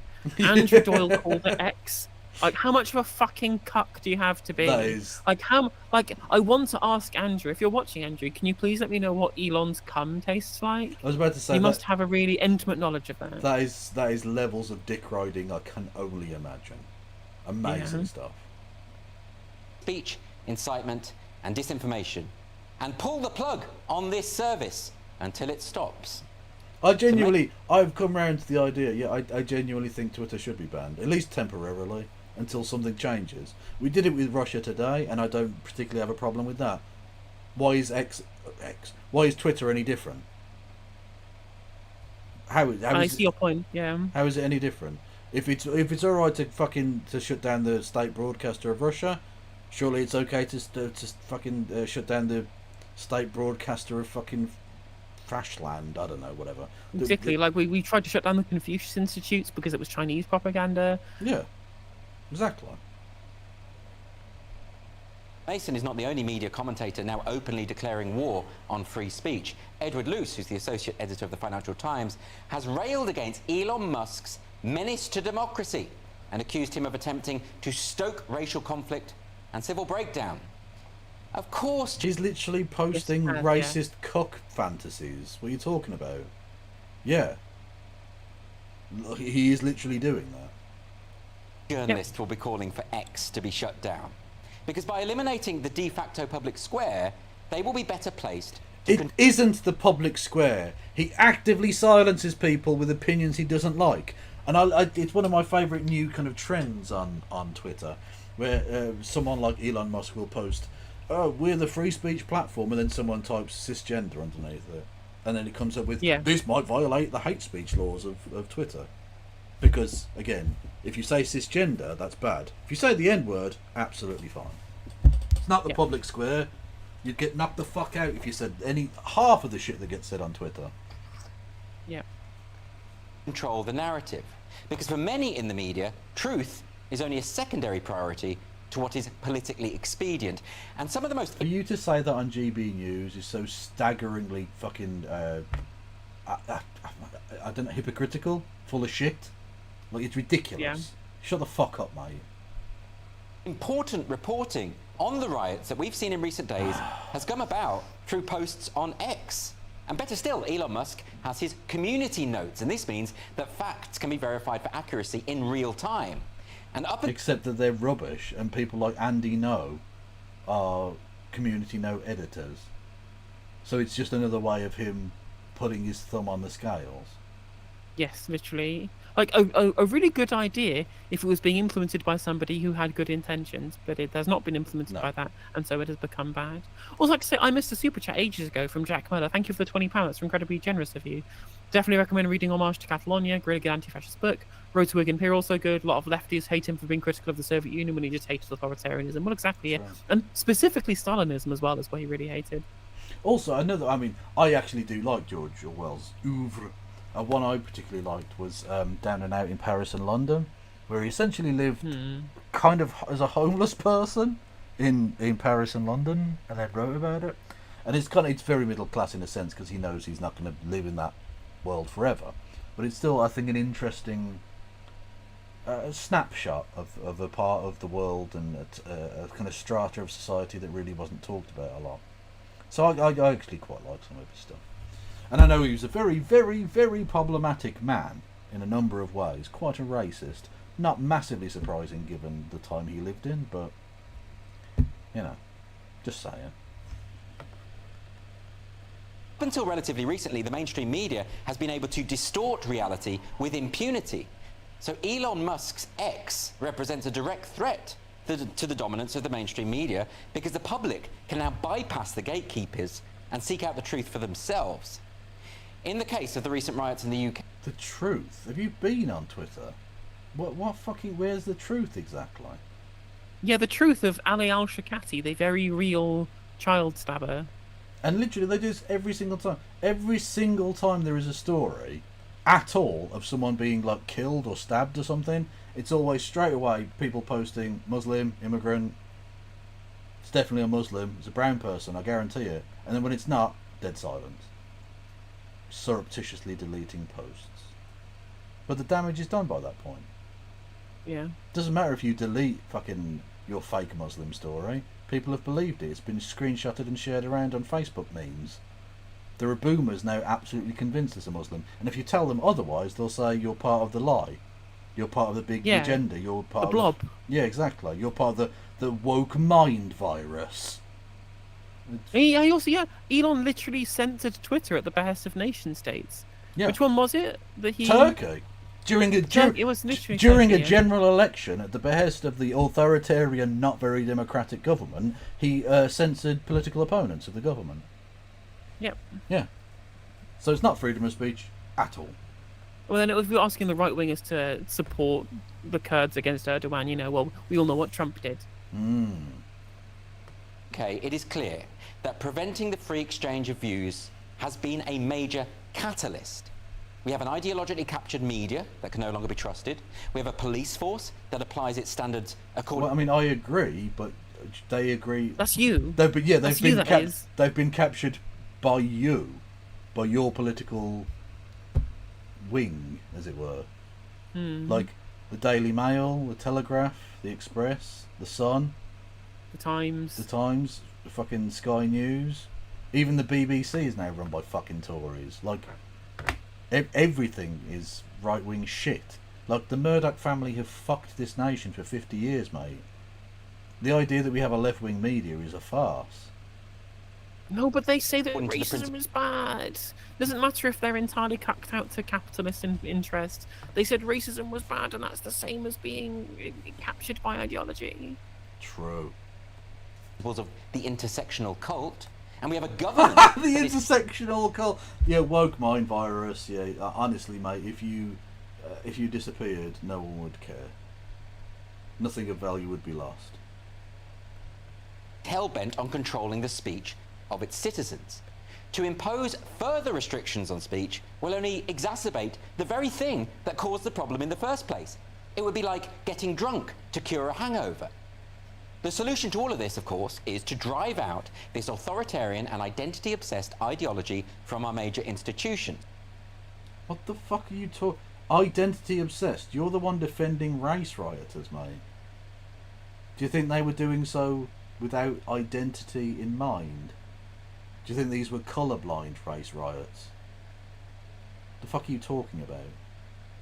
Yeah, exactly. We need to open up discussions that have previously been stifled.